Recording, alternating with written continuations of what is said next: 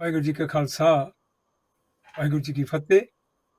ਸਿੱਖ channel ਦੇ ਪਿਆਰੇ ਦਰਸ਼ਕੋ, ਸਿੱਖ channel ਵੱਲੋਂ ਆਪ ਜੀ ਦਾ ਬਹੁਤ ਬਹੁਤ ਸਵਾਗਤ ਹੈ। ਸਰਦੂਲ ਸਿੰਘ ਮਾਲਵਾ ਵੱਲੋਂ ਆਪ ਜੀ ਨੂੰ ਜੀ ਆਇਆਂ। ਵੀਰਵਾਰ ਸਵੇਰ ਦਾ ਪ੍ਰੋਗਰਾਮ ਜੋ ਹਫ਼ਤਾਵਾਰੀ ਕੀਤਾ ਜਾਂਦਾ ਹੈ, ਔਰ ਇਸ ਵੇਲੇ ਜੋ ਖਾਸ ਕਰਕੇ ਯੂਕੇ ਦੇ ਵਿੱਚ ਜੋ ਮਿਨੀ ਬਜਟ ਸੀ ਉਸ ਦੀ ਅਸੀਂ ਮੰਗਲਵਾਰ ਵੀ ਥੋੜ੍ਹੀ ਬਹੁਤੀ ਗੱਲ ਕੀਤੀ ਸੀ। ਹੁਣ ਬੜਾ ਮਸਲਾ ਭਖਿਆ ਹੋਇਆ ਹੈ।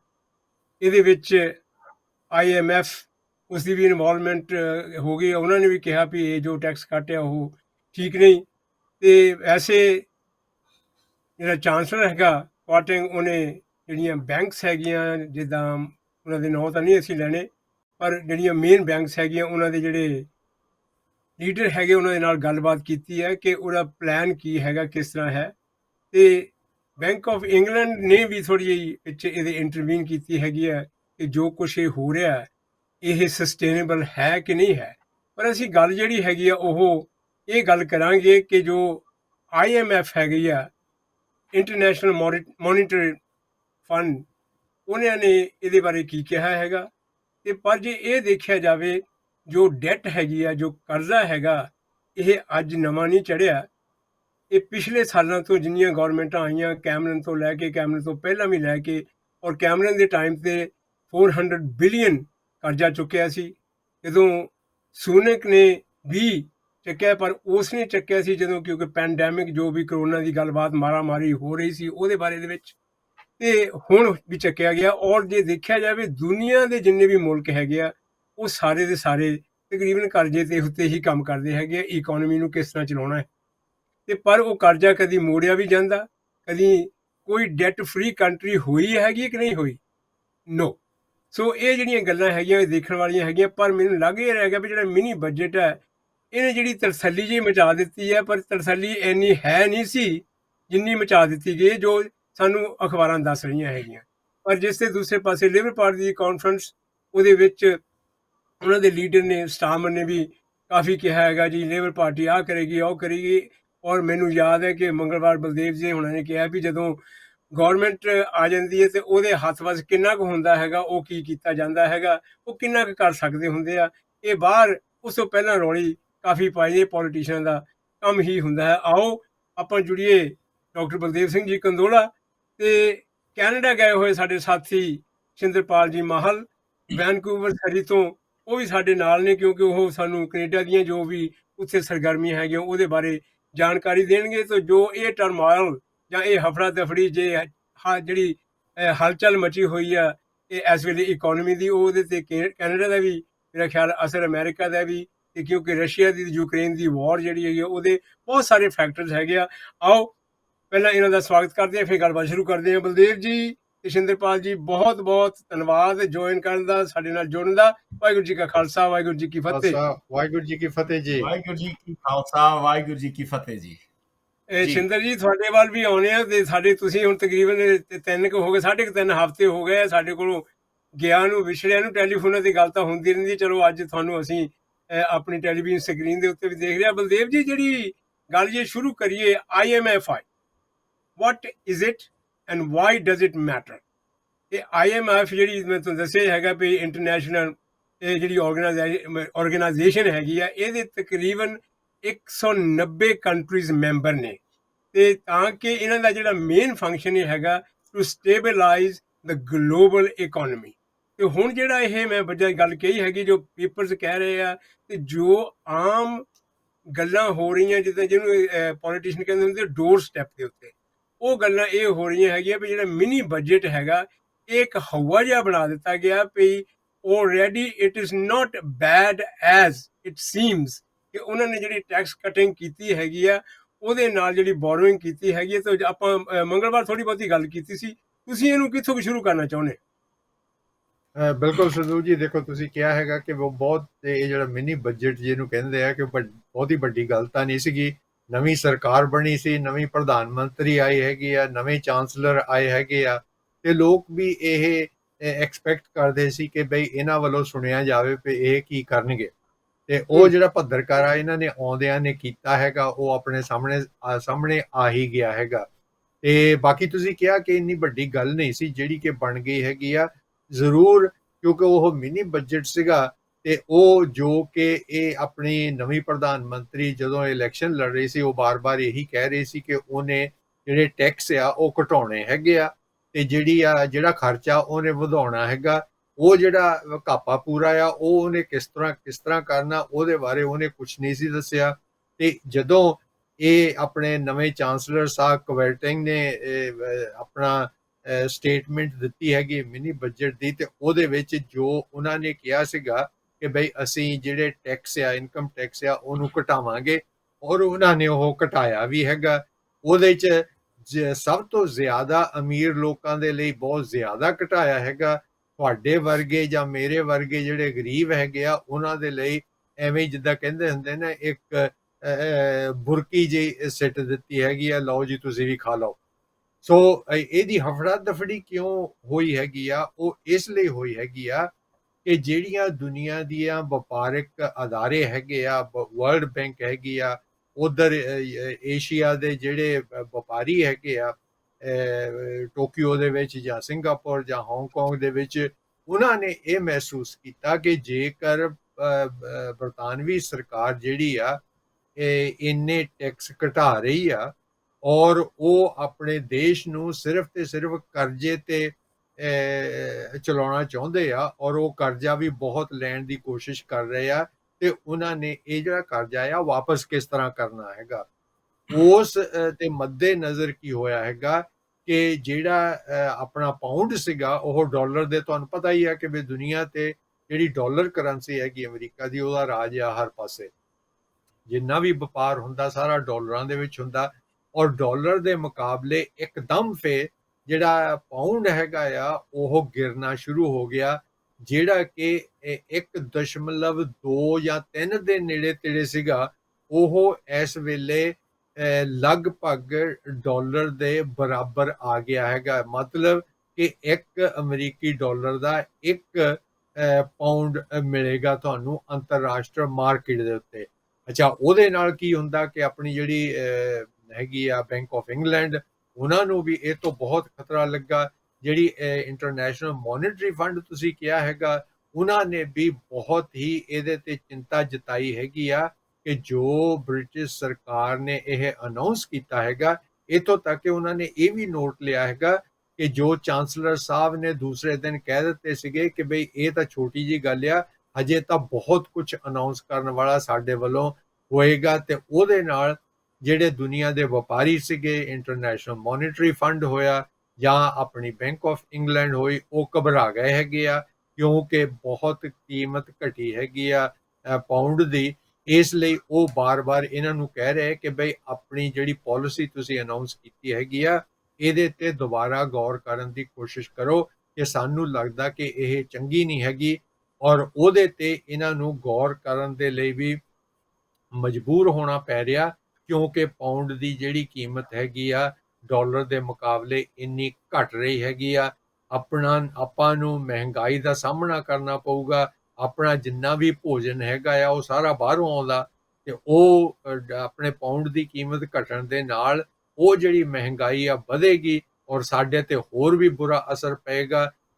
ਸਿਰਫ ਐਨਰਜੀ ਦੀ ਸਮੱਸਿਆ ਹੀ ਨਹੀਂ, ਬਲਕਿ ਜਿਹੜੀਆਂ ਹੋਰ ਚੀਜ਼ਾਂ ਆਪਾਂ ਖਰੀਦਦੇ ਹੈਗੇ ਆ, ਉਹਦੇ ਤੇ ਵੀ ਬਹੁਤ ਬੁਰਾ ਅਸਰ ਪਵੇਗਾ। ਕੀਮਤਾਂ ਜਿਹੜੀਆਂ ਹੈਗੀਆਂ, ਸਾਡੀ ਮੌਰਗੇਜ ਜਿਹੜੀ ਆ, ਉਹਦੇ ਤੇ ਅਸਰ ਪਏਗਾ। ਸੋ ਜਿਹੜੇ ਹਾਲਾਤ ਹੈਗੇ ਆ ਆਉਣ ਵਾਲੇ ਸਮੇਂ ਦੇ ਵਿੱਚ ਬਹੁਤੇ ਚੰਗੇ ਨਹੀਂ ਦਿਸ ਰਹੇ। ਸਰਦੂਲ ਜੀ, ਜੇ IMF ਦੀ ਥੋੜ੍ਹੀ ਜਿਹੀ ਗੱਲ ਕਰੀਏ, ਇਹ 1944 ਦੇ ਵਿੱਚ ਸੈਟਅਪ ਕੀਤੀ ਸੀ, ਤੇ ਜਿਹਦੇ ਵਿੱਚ 189 ਹੁਣ ਤਕਰੀਬਨ 190 ਤੇ 1 ਟ੍ਰਿਲੀਅਨ ਅਮਾਊਂਟ ਇਹਨਾਂ ਦੇ ਕੋਲ ਹੈਗਾ। ਤੇ ਜਿਹੜੀਆਂ ਸਟਰਗਲਿੰਗ ਕੰਟਰੀਜ਼ ਹੈਗੀਆਂ, ਬ੍ਰਿਟਨ ਤਾਂ ਸਟਰਗਲਿੰਗ ਕੰਟਰੀ ਨਹੀਂ ਹੈਗੀ, ਤੇ ਜਿਹੜੇ ਉਹਨਾਂ ਨੂੰ 0% ਦੇ ਉੱਤੇ ਇਹ ਪੈਸਾ ਦਿੰਦੇ ਸੀ। ਇਹਨਾਂ ਦੀਆਂ ਜਿਹੜੀਆਂ ਅਚੀਵਮੈਂਟਸ ਹੈਗੀਆਂ ਵੀ ਉਹ ਜਿੱਦਾਂ ਗਰੀਸ ਸੀਗੀ ਜਾਂ ਬ੍ਰਾਜ਼ੀਲ ਸੀ ਜਾਂ ਇਹੋ ਜਿਹੇ ਮੁਲਕ ਸੀਗੇ ਜਿਨ੍ਹਾਂ ਨੂੰ ਉਹਨਾਂ ਨੇ ਕੋਲੋਂ ਪੈਸਾ ਲਿੱਤਾ। ਮੈਂ ਜਿਹੜੀ ਥੋੜ੍ਹੀ ਆਹ ਟੈਕਸ ਕੱਟ ਦੀ ਗੱਲ ਬਲਦੇਵ ਜੀ ਕਵਾਂ, ਜਿਹੜੀ ਸੀਗੀ ਕਿ ਇਹ ਟੈਕਸ ਕੱਟ ਜਿਹੜਾ ਲਾਇਆ ਗਿਆ 45% ਬੈਂਡ ਜਿਹੜਾ ਸੀਗਾ, ਉਹਦੇ ਨਾਲ 1.4 ਬਿਲੀਅਨ ਜਿਹੜਾ ਘਾਟਾ ਮਤਲਬ ਪਿਆ। ਤੇ ਜਿਹੜਾ ਦੂਸਰੇ ਪਾਸੇ ਸੀਗਾ 1% ਘਟਾਇਆ ਹੈਗਾ, ਉਹਦੇ ਨਾਲ ਜਿਹੜੀ ਕਾਰਪੋਰੇਸ਼ਨ ਟੈਕਸ ਰਿਸੀਪਟ ਸੀਗੀ ਉਹ ਤਕਰੀਬਨ 30% ਵੱਧ ਗਈ ਹੈ। ਤੇ ਮੈਂ ਇਹਦੀ ਡਿਟੇਲ ਤਾਂ ਇਹ ਕਰਨਾ ਚਾਹੁੰਦਾ ਹੈਗਾ ਕਿ ਜਿਹੜੀਆਂ, ਕਿਉਂਕਿ ਮੈਂ ਕਿਹਾ ਸੀ ਵੀ ਹਵਾ ਜਾਂ ਮਤਲਬ ਇਹੋ ਜਿਹੀਆਂ ਚੀਜ਼ਾਂ ਨੂੰ ਇਹਨੂੰ ਜ਼ਿਆਦਾ ਮਤਲਬ ਉਭਾਰ ਕੇ ਦੱਸਿਆ ਜਾ ਰਿਹਾ ਹੈਗਾ। ਤੇ ਜਿਹੜੀਆਂ ਮਤਲਬ ਇਹ ਟੈਕਸ ਕੀਤੀਆਂ ਤੇ ਜਿਹੜੀ ਇਕਨੋਮੀ ਹੈਗੀ ਆ ਉਹ ਆਪਣੇ ਆਪ ਮਤਲਬ ਇਹਨੂੰ ਲੈਵਲ ਤੇ ਲੈ ਕੇ ਆਏਗੀ। ਤੇ ਬਜਟ ਇਟਸੈਲਫ ਵਾਸ ਨਾਟ ਬੈਡ, ਕਿਉਂਕਿ ਜੇ ਇਹ ਦੇਖਿਆ ਜਾਵੇ 14 ਸਾਲ ਤੋਂ 0%, ਫਿਰ 0.5%, ਜੇ ਕਰੋਨਾ ਦੇ ਟਾਈਮ ਦੇ ਉੱਤੇ ਮਤਲਬ ਜਿਹੜੀਆਂ ਉਹ ਚੀਜ਼ਾਂ ਸਾਰੀਆਂ ਹੋਣ ਤੋਂ ਬਾਅਦ ਇੰਨਾ ਕੁਝ ਕਰਨ ਦੇ ਲਈ ਜਿਹੜੀਆਂ ਗੱਲਾਂ ਇਹ ਹੋ ਰਹੀਆਂ ਸੀਗੀਆਂ, ਤੇ ਉਹਨਾਂ ਨੇ ਇਹ ਸੋਚਿਆ ਵੀ ਜੇ ਟੈਕਸ ਕੱਟ ਕੇ ਅਸੀਂ ਇਹ ਦਿੰਨੇ ਵੀ ਹੈਗੇ ਆ, ਕਿਉਂਕਿ ਕਾਫੀ ਸਸਤੀ ਇਹ ਮਨੀ ਮਿਲ ਰਹੀ ਸੀ। ਜਦੋਂ ਤੁਹਾਨੂੰ ਪਤਾ ਉਸ ਵੇਲੇ 0% ਦੇ ਉੱਤੇ ਮੌਰਗੇਜਾਂ ਦੇ ਜਾਂ ਜੋ ਕੁਝ ਵੀ ਚੱਲ ਰਿਹਾ ਸੀ ਉਹ ਬਿਲਕੁਲ ਜੀ। ਸਾਰੀਆਂ ਉਸ ਵੇਲੇ ਕੋਈ ਰੌਲੀ ਪੈਂਦੀ। ਇਸ ਵੇਲੇ G7 ਦੇ ਵਿੱਚ ਦੇਖਿਆ ਜਾਵੇ ਉਹ ਸਾਰੀਆਂ ਜਿਹੜੀਆਂ ਵੀ ਕੰਟਰੀਜ਼ ਹੈਗੀਆਂ, ਚਾਹੇ USA ਹੈਗੀ, ਚਾਹੇ ਉਹ ਯੂਰਪੀਅਨ ਕੰਟਰੀ ਹੈਗੀਆਂ, ਉਹਨਾਂ ਦੇ ਵਿੱਚ ਵੀ ਇਹ ਤਰਸੱਲੀ ਮਚੀ ਹੋਈ ਹੈਗੀ ਆ। ਇਹ ਸਿਰਫ ਬ੍ਰਿਟਨ ਦੀ ਗੱਲ ਹੀ ਨਹੀਂ, ਕਿਉਂਕਿ ਬ੍ਰੈਕਸਿਟ ਤੋਂ ਬਾਹਰ ਆਉਣ ਤੋਂ ਬਾਅਦ, ਕਿਉਂਕਿ ਜਿਹੜੇ ਆਪਾਂ ਫੈਕਟਰਸ ਜਿਹੜੇ ਹੈਗੇ ਆ, ਕਿਉਂਕਿ ਆਮ ਜਨਤਾ ਇਸ ਗੱਲ ਨੂੰ ਸ਼ਾਇਦ ਫੋਲੋ ਨਾ ਕਰੇ, ਜਿਹੜੀਆਂ ਆਪਾਂ ਥੋੜ੍ਹੀ ਜਿਹੀ ਡਿਟੇਲ ਦੇ ਵਿੱਚ ਗੱਲਾਂ ਕਰਦੇ ਹਾਂ, ਕਿਉਂਕਿ ਜੋ ਕੁਝ ਸਾਡੇ ਸਾਹਮਣੇ ਆ ਰਿਹਾ ਹੈਗਾ। ਤਾਂ ਉਹ ਜਿਹੜੀਆਂ ਚੀਜ਼ਾਂ ਹੈਗੀਆਂ, ਪਰ ਹੁਣ ਜੇ ਬੈਂਕ ਆਫ ਇੰਗਲੈਂਡ ਨੇ ਆ ਕੇ ਇੰਟਰਵੀਨ ਕੀਤਾ ਹੈਗਾ, ਜਿਹੜੇ ਇਹ ਬੌਂਡਸ ਹੈਗੇ ਆ ਜਿਹਨੂੰ ਗਿਲਟਸ ਵੀ ਕਹਿੰਦੇ ਆ, ਤੇ ਉਹ ਮਤਲਬ ਬਾਏ ਕਰਕੇ ਉਹ ਮਤਲਬ ਸਟੇਬਲਾਈਜ਼ ਟੂ ਇਕਨੋਮੀ, ਤੇ ਜਿਹਦੀ ਕਿਉਂਕਿ ਇਹਨੇ ਕਿਹਾ ਹੈਗਾ ਨਵੰਬਰ ਦੇ ਵਿੱਚ ਜਾ ਕੇ ਫਿਰ ਜਿਹੜੀ ਸਟੇਟਮੈਂਟ ਹੈਗੀ ਹੈ ਜਾਂ ਇਹਨੂੰ ਪੂਰੀ ਕਲੈਰੀਫਾਈ ਕੀਤਾ ਜਾਵੇਗਾ। ਕਹਿਣ ਤੋਂ ਭਾਵ ਇਹ ਹੈਗਾ ਵੀ ਪੋਲੀਟੀਕਲੀ ਪਾਰਟੀਆਂ ਨੇ ਤਾਂ ਕਹਿਣਾ ਹੁੰਦਾ ਜੀ ਆਹ ਹੋ ਗਿਆ ਆਹ ਹੋ ਗਿਆ ਹੈਗਾ, ਪਰ ਟੂ ਲੁੱਕ ਇਟ ਓਵਰਆਲ, ਠੀਕ ਹੈ, ਜਿਹੜਾ ਇੰਟਰਸਟ ਰੇਟ ਹੈਗਾ ਉਹਦਾ ਜ਼ਿਆਦਾ ਇਸ ਵੇਲੇ ਖਤਰਾ ਹੈਗਾ ਕਿ ਉਹ ਇਹ 5% ਜਾਂ ਹੋ ਸਕਦਾ ਨੈਕਸਟ ਈਅਰ 6% ਤੱਕ ਨਾ ਵੱਧ ਜਾਵੇ। ਤੇ ਜਿਹੜੇ ਹੁਣ ਟੈਕਸ ਕੱਟਸ ਹੈਗੇ ਦੇ ਨਾਟ ਇਮੀਡੀਏਟ, ਇਹ ਵੀ ਨੈਕਸਟ April ਤੋਂ ਬਾਅਦ ਹੀ ਲੱਗਣੇ ਸ਼ੁਰੂ ਹੋਣੇ, ਕਿਉਂਕਿ ਤੁਹਾਨੂੰ ਪਤਾ ਇਹਦਾ ਜਿਹੜੀ ਇੰਟਰਨਲ ਵਰਕ ਹੁੰਦੀ ਆ, ਕੰਮ ਹੁੰਦਾ, ਉਹ ਇੰਨੀ ਜਲਦੀ ਇੰਪਲੀਮੈਂਟ ਨਹੀਂ ਕੀਤਾ ਜਾਂਦਾ ਹੁੰਦਾ ਹੈਗਾ। ਸੋ ਇਹ ਚੀਜ਼ਾਂ ਜਿਹੜੀਆਂ ਹੈਗੀਆਂ ਸਾਰੀਆਂ ਨੂੰ ਲਿਆਉਣ ਦੇ ਲਈ ਠੀਕ ਆ, ਕਿਉਂਕਿ 12 ਸਾਲ ਹੋ ਗਏ ਕੰਸਰਵੇਟਿਵ ਨੂੰ। ਲੇਬਰ ਪਾਰਟੀ ਦੀ ਕਾਨਫਰੰਸ ਜਿਹੜੀ ਆ ਉਹਦੇ ਵਿੱਚ ਉਹਨਾਂ ਨੇ ਇਹ ਚੀਜ਼ਾਂ ਜਿਹੜੀਆਂ ਹਾਈਲਾਈਟ ਕੀਤੀਆਂ ਹੈਗੀਆਂ। ਹੁਣ beginning of October Tory party the conference ਹੋਣੀ ਹੈਗੀ ਆ, ਉਹ ਦੇਖੋ ਉੱਥੇ ਜਾ ਕੇ ਕੀ ਕਹਿੰਦੇ ਹੈਗੇ ਆ। ਸੋ ਇਹ ਜਿੰਨੀਆਂ ਕਿ ਹੈਗੀਆਂ ਵਿਚਾਰਾਂ ਜਿਹੜੀਆਂ ਤੁਸੀਂ ਜਿਹੜੇ ਆਪਣੇ ਖਿਆਲ ਦਿੱਤੇ ਆ, ਸ਼ਿੰਦਰਪਾਲ ਜੀ ਹੁਣਾਂ ਨੂੰ ਵੀ ਕਮੈਂਟ ਦੇ ਵਿੱਚ ਪੁੱਛਦੇ ਆ, ਤੁਸੀਂ ਇਹਦੇ ਬਾਰੇ ਹੋਰ ਕੀ ਕਹਿਣਾ ਚਾਹੋਗੇ? ਸਰਦੂਲ ਜੀ ਦੇਖੋ, ਤੁਸੀਂ ਕਿਹਾ ਹੈਗਾ ਨਾ ਕਿ ਬਈ ਇਹ ਇੱਕ ਬਜਟ ਨਹੀਂ ਸੀ, ਮੈਂ ਤਾਂ ਕਹੂੰਗਾ ਕਿ ਇੱਕ ਸਟੇਟਮੈਂਟ ਸੀਗੀ, ਮਿਨੀ ਸਟੇਟਮੈਂਟ, ਕਿ ਬਈ ਇਹਨਾਂ ਨੇ ਕਰਨਾ ਕੀ ਆ। ਔਰ ਇਸ ਸਟੇਟਮੈਂਟ ਨੂੰ ਮੱਦੇਨਜ਼ਰ ਰੱਖਦੇ ਹੋਏ, ਜੇਕਰ ਜਿਹੜੀ ਦੇਖੋ ਸਾਰੀ ਦੁਨੀਆ ਦੀ ਜਿਹੜੀ ਇਕਨੋਮੀ ਆ ਉਹ ਮਾਰਕੀਟ ਇਕਨੋਮੀ ਆ, ਕਿ ਬਈ ਮਾਰਕੀਟ ਦੇ ਵਿੱਚ ਜਿਹੜੀਆਂ ਕੰਪਨੀਆਂ ਹੈਗੀਆਂ ਉਹ ਉਹਨਾਂ ਦਾ ਬਿਹੇਵੀਅਰ ਕੀ ਹੁੰਦਾ ਆ। ਜੇਕਰ ਕੋਈ ਦੇਸ਼ ਆਪਣੇ ਨਵੀਂ ਪਾਲਿਸੀ ਨੂੰ ਅਨਾਉਂਸ ਕਰਦਾ ਹੈਗਾ ਤੇ ਉਹਦੇ ਤੇ ਇਹ ਦੇਖਿਆ ਜਾਂਦਾ ਕਿ ਜਿਹੜੀ ਮਾਰਕੀਟਸ ਹੈਗੀਆਂ ਉਹ ਕੀ ਐਕਸ਼ਨ ਲੈਂਦੇ ਹੈਗੇ ਆ। ਜੇਕਰ ਮਾਰਕੀਟ ਦੇ ਵਿੱਚ ਹਫੜਾ ਦਫੜੀ ਨਾ ਪੈਂਦੀ, ਕਿਉਂਕਿ ਇਹਨਾਂ ਨੇ ਟੈਕਸ ਕੱਟ ਕੀਤਾ, ਤੇ ਉਹ ਜੇਕਰ ਉਹ ਜਿਹੜੀ ਪਾਉਂਡ ਦੀ ਕੀਮਤ ਸੀਗੀ ਉਹ ਨਾ ਗਿਰਦੀ ਤਾਂ ਸ਼ਾਇਦ ਕੋਈ ਫਰਕ ਨਾ ਪੈਂਦਾ, ਕਿਉਂਕਿ ਜਿਹੜੀ ਮਾਰਕੀਟਸ ਦੇ ਵਿੱਚ ਆ ਉਹ ਸਾਰਿਆਂ ਨੇ ਜਿਹੜੇ ਪਾਉਂਡ ਦਾ ਉਹਨਾਂ ਦੇ ਕੋਲ ਸਟਾਕ ਪਿਆ ਸੀ ਉਹ ਉਹਨਾਂ ਨੇ ਦਵਾ ਵੇਚਣੇ ਸ਼ੁਰੂ ਕਰ ਦਿੱਤੇ। ਜਦ ਇਸ ਤਰ੍ਹਾਂ ਦੀ ਹਫੜਾ ਦਫੜੀ ਪੈ ਜਾਵੇ ਤਾਂ ਫਿਰ ਉਹਦੀ ਕੀਮਤ ਜਿਹੜੀ ਆ ਉਹ ਬਿਲਕੁਲ ਘਟਣੀ ਸੀਗੀ। ਉਹ ਮੇਰਾ ਖਿਆਲ ਹੈ ਕਿ ਆਪਣੇ ਚਾਂਸਲਰ ਤੇ ਪ੍ਰਧਾਨ ਮੰਤਰੀ ਨੇ ਵੀ ਨਹੀਂ ਸੋਚਿਆ ਹੋਣਾ ਵੀ ਇਸ ਤਰ੍ਹਾਂ ਦੀ ਹਫੜਾ ਦਫੜੀ ਇਹਦੀ ਪੈ ਜਾਊਗੀ, ਲੇਕਿਨ ਉਹ ਕਿਉਂਕਿ ਮਾਰਕੀਟ ਇਕਨੋਮੀ ਹੈਗੀ ਆ ਦੁਨੀਆ ਦੀ, ਇਸ ਲਈ ਉਹ ਹਫੜਾ ਦਫੜੀ ਪਈ ਹੈਗੀ ਆ। ਤੇ ਇਹਨਾਂ ਨੇ ਜੋ ਵੀ ਅਨਾਉਂਸਮੈਂਟ ਕੀਤੀ ਹੈਗੀ ਆ ਉਹਦੇ ਬਾਰੇ ਇਹਨਾਂ ਨੂੰ ਸੋਚਣਾ ਪਊਗਾ, ਜੋ ਮੇਰਾ ਖਿਆਲ ਨਹੀਂ ਇਹਨਾਂ ਨੇ ਸੋਚਿਆ ਹੋਊਗਾ ਕਿ ਬਈ ਮਾਰਕੀਟ, ਇੰਟਰਨੈਸ਼ਨਲ ਮਾਰਕੀਟ ਤੇ ਸਾਡੀ ਅਨਾਉਂਸਮੈਂਟ ਤੋਂ ਇੰਨੀ ਹਫੜਾ ਦਫੜੀ ਪੈ ਜਾਏਗੀ। ਤੇ ਹੁਣ ਉਹ ਜਿਹੜੇ ਕੜਿੱਕੀ ਦੇ ਵਿੱਚ ਫਸੇ ਹੈਗੇ ਆ ਉਹਦੇ ਵਿੱਚੋਂ ਬਾਹਰ ਕਿਸ ਤਰ੍ਹਾਂ ਨਿਕਲਣਾ ਹੈਗਾ, ਉਹ ਇਸ ਵੇਲੇ ਆਪਣੀ ਸਰਕਾਰ ਦੇ ਲਈ ਬਹੁਤ ਵੱਡਾ ਮੁੱਦਾ ਬਣ ਕੇ ਸਾਹਮਣੇ ਆਇਆ। ਹਾਂਜੀ ਠੀਕ, ਹਾਂਜੀ ਸ਼ਿੰਦਰਪਾਲ ਜੀ, ਬਹੁਤ ਬਹੁਤ ਸਵਾਗਤ ਹੈ ਆਪ ਜੀ ਦਾ। ਤੁਸੀਂ ਸਾਨੂੰ ਇਸ ਵੇਲੇ ਕੈਨੇਡਾ ਤੋਂ ਨਾਲ ਸਾਡੇ ਜੁੜੇ ਹੋ, ਤੇ ਤੁਸੀਂ ਇਸ ਸਾਰੀ ਗੱਲਬਾਤ ਨੂੰ ਇੱਥੇ ਵੀ ਦੇਖਦੇ ਹੋਵੋਗੇ। ਤੁਹਾਡੀ ਬਾਕੀ ਜੋ ਤੁਸੀਂ ਇੱਥੇ ਜਾ ਕੇ ਦੇਖਿਆ ਕਰਿਆ ਉਹਦੀ ਗੱਲਬਾਤ ਕਰਦੇ ਆ, ਜੋ ਆਹ ਗੱਲਬਾਤ ਚੱਲ ਰਹੀ ਹੈ ਇਹਦੇ ਬਾਰੇ ਤੁਸੀਂ ਕੀ ਕਹਿਣਾ ਚਾਹੋਗੇ? ਦੇਖੋ, ਪਹਿਲੀ ਗੱਲ ਤਾਂ ਇਹ ਆਪਾਂ ਨੂੰ ਬੜਾ ਸਪਸ਼ਟ ਹੋ ਗਿਆ ਕਿ ਜਿਹੜੀ ਨਵੀਂ ਸਰਕਾਰ ਜਾਂ ਨਵੇਂ ਮਹਿਕਮੇ ਦਿੱਤੇ ਗਏ ਆ, ਜਿਹੜੇ ਪੋਰਟਫੋਲੀਓ ਦਿੱਤੇ ਗਏ ਆ, ਖਾਸ ਤੌਰ ਤੇ ਜਿਹੜਾ ਰਿਸ਼ੀ ਸੂਨਕ ਵਾਲਾ ਮਹਿਕਮਾ ਸੀ ਉਹ ਜਿਸ ਮੰਤਰੀ ਨੂੰ ਦਿੱਤਾ ਗਿਆ, ਤੇ ਸ਼ਾਇਦ ਉਹਨਾਂ ਦਾ ਤਜਰਬਾ, ਉਹਨਾਂ ਦਾ ਐਕਸਪੀਰੀਅੰਸ ਇੰਨਾ ਨਹੀਂ ਸੀ। ਦੂਜੀ ਜਿਹੜੀ ਗੱਲ ਆਪਾਂ ਦੇਖ ਰਹੇ ਹਾਂ, ਵਰਲਡ ਵਾਈਡ ਜਿਹੜੀ ਇਹ ਗਲੋਬਲ ਜਿਹੜੀ ਟਰਮੋਲ ਆ ਰਹੀ ਹੈਗੀ ਮਾਰਕੀਟ ਦੇ ਵਿੱਚ, ਇਹ ਤੁਹਾਨੂੰ ਅਸੀਂ ਅੱਗੇ ਜਾ ਕੇ ਕੈਨੇਡਾ ਦੀ ਵੀ ਗੱਲ ਦੱਸਾਂਗੇ। ਪਰ 2 ਅਦਾਰੇ ਹੈਗੇ ਆ, ਤੁਸੀਂ IMF ਦੀ ਵਧੀਆ ਗੱਲ ਕੀਤੀ ਹੈ, ਇੱਕ ਵਰਲਡ ਬੈਂਕ ਵੀ ਹੈਗਾ। ਮੈਂ ਆਪਣੇ ਦਰਸ਼ਕਾਂ ਨੂੰ ਇੱਕ ਹੋਰ ਜਾਣਕਾਰੀ ਦੇ ਦੇਵਾਂ ਕਿ ਪਿਛਲੇ ਦਿਨਾਂ ਦੇ ਵਿੱਚ ਵਰਲਡ ਬੈਂਕ ਤੋਂ ਪੰਜਾਬ ਦੀ ਸਰਕਾਰ ਨੇ $150 ਮਿਲੀਅਨ ਦਾ ਕਰਜ਼ਾ ਲਿਆ ਹੈ। ਤੇ ਥੋੜਾ ਦੱਸ ਦਈਏ, ਜਿਹੜਾ ਵਰਲਡ ਬੈਂਕ ਹੈਗਾ ਆ, ਇਹ works with developing countries to reduce poverty and increase shared prosperity, ਭਾਵੇਂ ਕਿ ਜਿਹੜੀ ਗਰੀਬ ਮੁਲਕਾਂ ਨੂੰ ਜਿਹੜੀ ਮਦਦ ਕਰਨੀ ਆ, ਉਹਨਾਂ ਨੂੰ ਉੱਚੇ ਚੁੱਕਣਾ, ਉਹਦੇ ਵਾਸਤੇ ਵਰਲਡ ਬੈਂਕ ਹੈਗਾ। ਜਦ ਕਿ ਜਿਹੜਾ IMF ਹੈਗਾ ਆ, ਉਹਦਾ ਜ਼ਿਆਦਾ ਕੰਮ ਹੈਗਾ to stabilise the international monetary system and act as a monitor. ਇਸ ਵਿਸ਼ੇ ਦੇ ਉੱਤੇ ਜਦੋਂ ਮੈਂ ਇੱਥੇ ਸਾਡੇ ਇੱਕ ਭਾਰਤ ਤੋਂ ਜਿਹੜੇ ਅਰਥ ਸ਼ਾਸਤਰੀ ਆ ਚੁੱਕੇ ਨੇ, ਸੁੱਚਾ ਸਿੰਘ ਗਿੱਲ, ਬੜੇ ਲੰਬੇ ਸਮੇਂ ਤੋਂ ਪੰਜਾਬ ਦੇ ਵਿਚਰਦੇ, ਮੈਂ ਉਹਨਾਂ ਦੇ ਨਾਲ ਗੱਲਬਾਤ ਕਰਨ ਦੀ ਕੋਸ਼ਿਸ਼ ਕੀਤੀ ਸੀ। ਉਹਨਾਂ ਨੂੰ ਮੈਂ 2 ਸਵਾਲ ਕੀਤੇ ਕਿ ਭਾਰਤ ਦੀ ਕੋਈ ਵੀ ਸਰਕਾਰ ਜਿਹੜੀ ਹੈਗੀ ਆ, ਸੂਬਾ ਸਰਕਾਰ, ਉਹ ਵਰਲਡ ਬੈਂਕ ਤੋਂ ਕਰਜ਼ਾ ਸਿੱਧੇ ਤੌਰ ਤੇ ਲੈ ਸਕਦੀ ਆ। ਦੂਜਾ ਸੀ ਕਿ ਜੇ ਇਸ ਦੀ ਮੁੱਖ ਸ਼ਰਤ ਕੀ ਹੁੰਦੀ ਹੈ, ਭਾਵ ਕਿ ਪੈਸੇ ਦੀ ਜਿਹੜੀ ਯੋਗ ਵਰਤੋਂ ਆ, ਉਹਦੀ ਨਿਗਰਾਨੀ ਕੌਣ ਕਰਦਾ। ਉਹਨਾਂ ਨੇ ਮੈਨੂੰ ਜੋ ਜਵਾਬ ਦਿੱਤਾ, ਉਹਨਾਂ ਨੇ ਕਿਹਾ ਕਿ ਜਿਹੜਾ ਸੰਸਾਰ ਬੈਂਕ ਹੈਗਾ, ਉਹਦੇ ਤੋਂ ਜਿਹੜੀ ਫੈਡਰਲ ਗਵਰਨਮੈਂਟ ਹੈਗੀ ਆ ਭਾਰਤ ਦੀ, ਭਾਵ ਕਿ ਦਿੱਲੀ ਸਰਕਾਰ ਦੀ ਇਜਾਜ਼ਤ ਦੇ ਨਾਲ ਕੋਈ ਵੀ ਸੂਬਾ ਸਰਕਾਰ ਫੰਡ ਵਾਸਤੇ ਅਪਲਾਈ ਕਰ ਸਕਦੀ ਆ। ਭਾਵ ਕਿ ਜਿਵੇਂ ਕਹਿ ਦਈਏ, ਜੇ ਇਹ ਜਿਹੜੀ ਸੀਵਰੇਜ ਸਿਸਟਮ ਹੈਗਾ, ਸਿੰਚਾਈ ਸਿਸਟਮ ਹੈਗਾ, ਜਾਂ ਆਵਾਜਾਈ ਦੇ ਸਾਧਨ ਆ, ਉਹਨਾਂ ਨੂੰ ਠੀਕ ਕਰਨ ਵਾਸਤੇ। ਤੇ ਦੂਜਾ, ਇਹ ਕਰਜ਼ਾ ਕਹਿੰਦਾ ਮਿੱਥੇ ਹੋਏ ਪ੍ਰੋਜੈਕਟ ਵਾਸਤੇ ਹੀ ਵਰਤਿਆ ਜਾ ਸਕਦਾ ਹੈ। ਇਸ ਕਰਜ਼ੇ ਨੂੰ ਨਿਸ਼ਚਿਤ ਕਰਨ ਸਮੇਂ ਵਿਆਜ ਦੇ ਸਹਿਤ ਮੋੜਨਾ ਪੈਂਦਾ ਹੈ। ਸੰਸਾਰ ਬੈਂਕ ਦੇ ਮਾਹਰ ਕਰਜ਼ੇ ਵਾਲੇ ਪ੍ਰੋਜੈਕਟਾਂ ਦੀ ਨਿਗਰਾਨੀ ਦਿੱਲੀ ਵਾਲੇ ਦਫ਼ਤਰ ਤੋਂ ਕਰਦੇ ਰਹਿੰਦੇ ਆ, ਤੇ ਕਈ ਵਾਰ ਲੋਕਲ ਜਿਹੜੇ ਵਿਦਿਅਕ ਮਾਹਰ ਆ, ਉਹ ਵੀ ਇਹਦੇ ਵਿੱਚ ਉਹਨਾਂ ਦਾ ਸਾਥ ਦਿੰਦੇ ਆ, ਜਿਵੇਂ ਕਿ ਸੁੱਚਾ ਸਿੰਘ ਗਿੱਲ ਉਹਨਾਂ ਦਾ ਸਾਥ ਦਿੰਦੇ ਰਹੇ ਆ।